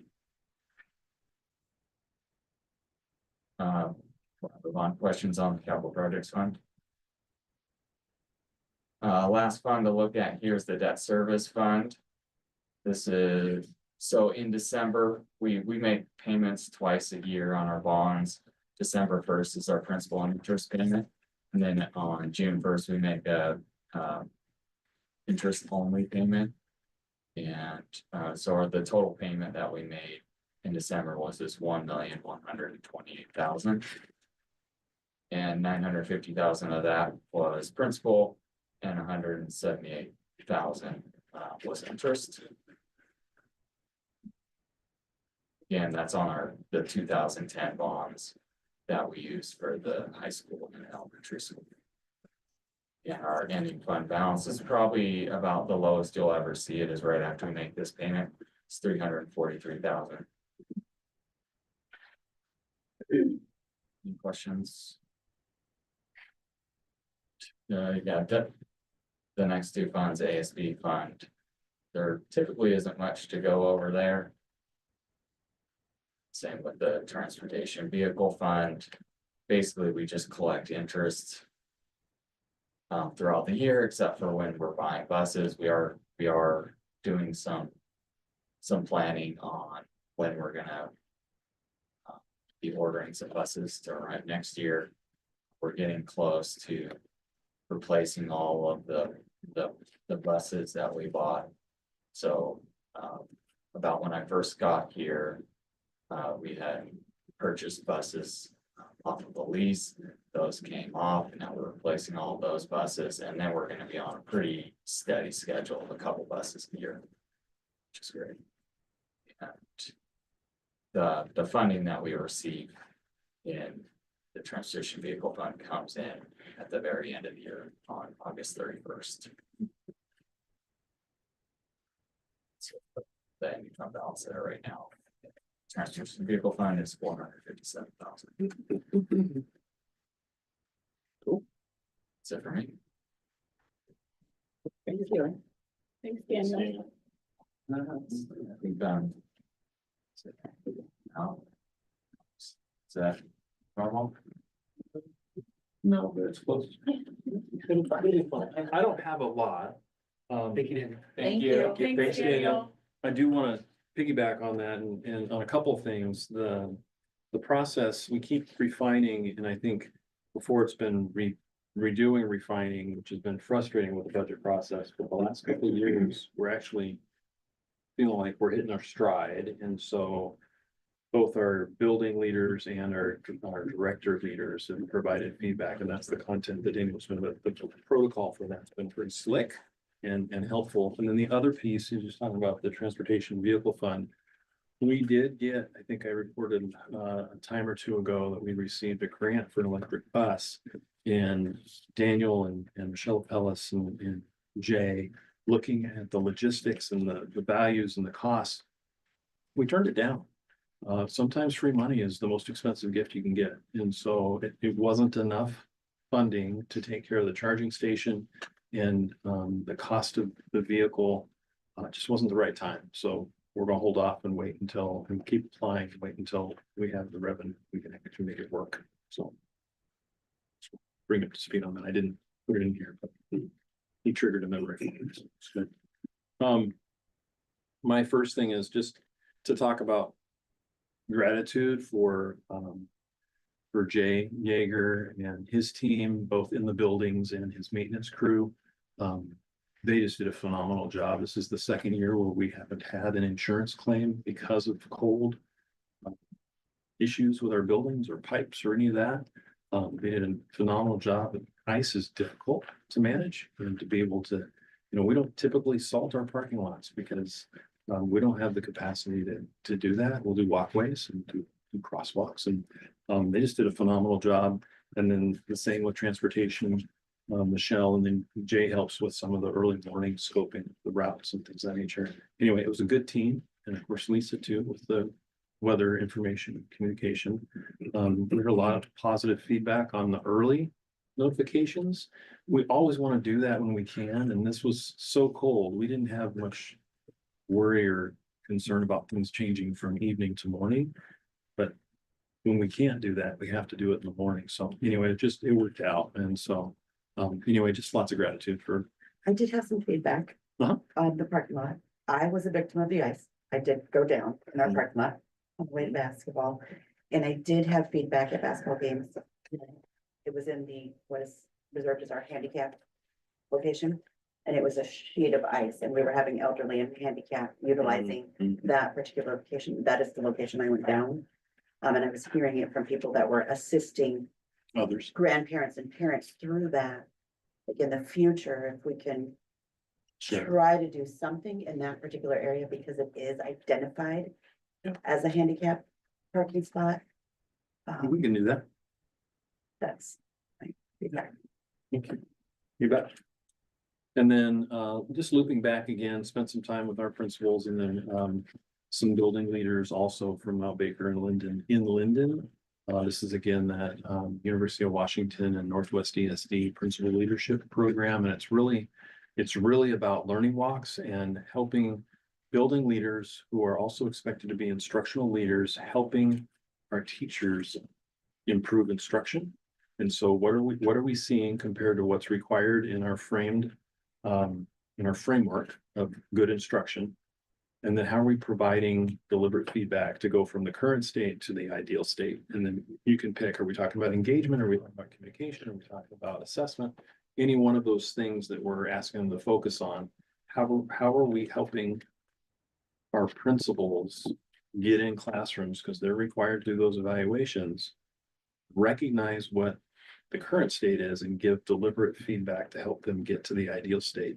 Keeping in mind, the ideal state is you're never going to reach it. You're just going to be changing what that ideal is, right? So this has been a great group.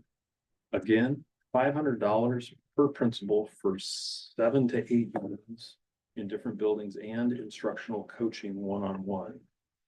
It's a heck of a deal. And we are going to be part of that cadre that goes through next year. University of Washington is picking up a grant that will pay for those subsidized, will just be $500 again. So it's been really good. And we might even have our principals come in and talk about it when they're doing their presentations. Cool. So that's been really successful. And then, of course, I don't really need to share anything about this other than Robert's Rules is great for the larger group. 13. It's hard, and I'll tell you later. But the idea I do want to share, they had good protocols to engage the students. They had to work in groups. They would give the question, have them work with each other, and then share out with the group. And you did get a sense in about 40 minutes of them being really hesitant. And then by the end, they were just, chummy is the wrong word, but they were interacting really well. So it was good. Great.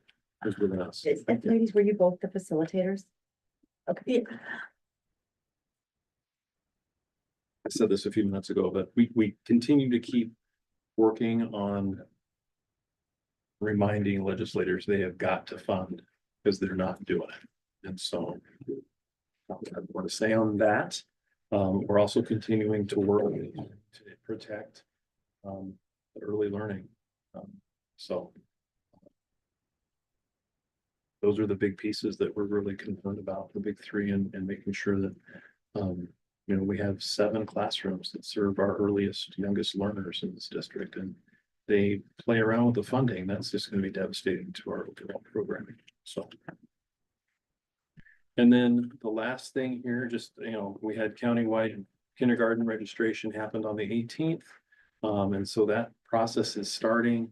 Got a school board meeting tonight. I wrote this last week. And so the couple of conferences and then Thriving Futures on the 11th. And we're back here again on the 12th for another board meeting. That's all I got. Can we go back to the early learning? Yeah. Funding.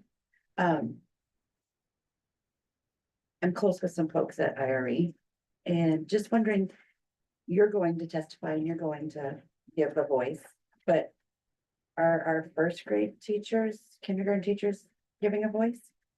That's Because- not what the bill is targeted at.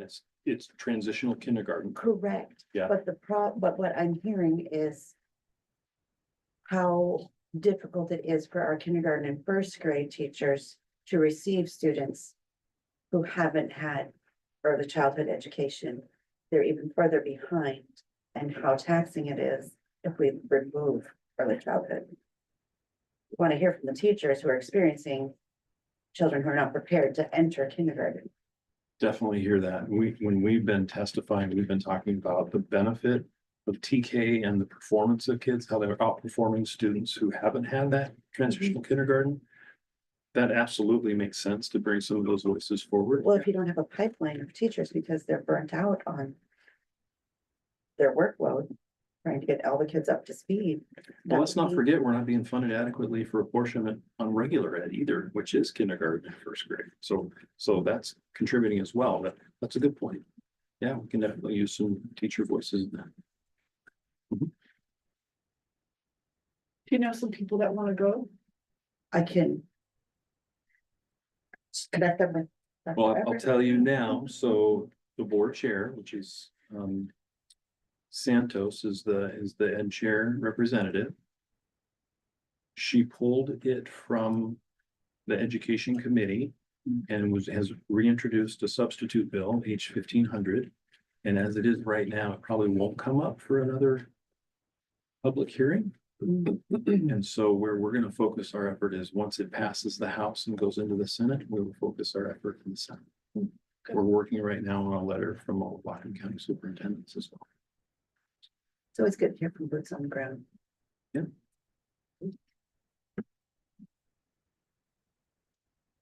Yep. Good. Anything else? Okay. Do we have any more information from our student board representatives?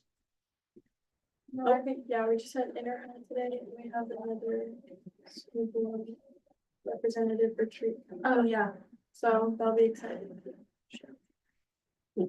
Any big events we should know about in the district that we should be attending? Or- No, we don't really, kind of a lull right now, yeah. Boys play at the Kings. Yes, just Saturday. Okay, about 5 o'clock. Five. LC plays at 3 and then we play at 5. State wrestling's Friday. So Yeah, he was saying, sorry. Do we have any information from board directors? I was gonna ask, I know we talked about having our meeting somewhere else. And was it at the end of March? Wasn't that a topic last time? I remember. I thought we said we're gonna have the March board meetings here and then look to have them somewhere else.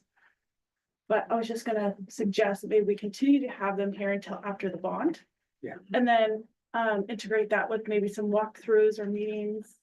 In the gym or whatever else, maybe it'd be a great time to invite the public to our board meetings. See the library and all those other things. Can I reach out to you and get some more? We could talk about how they could drum up some. To our next location. I'm just gonna hand out cookies. Can I connect with you Yes. for ideas on that? Okay. Is that all right? Okay, well, if there's nothing else, we can sign some of these documents and adjourn.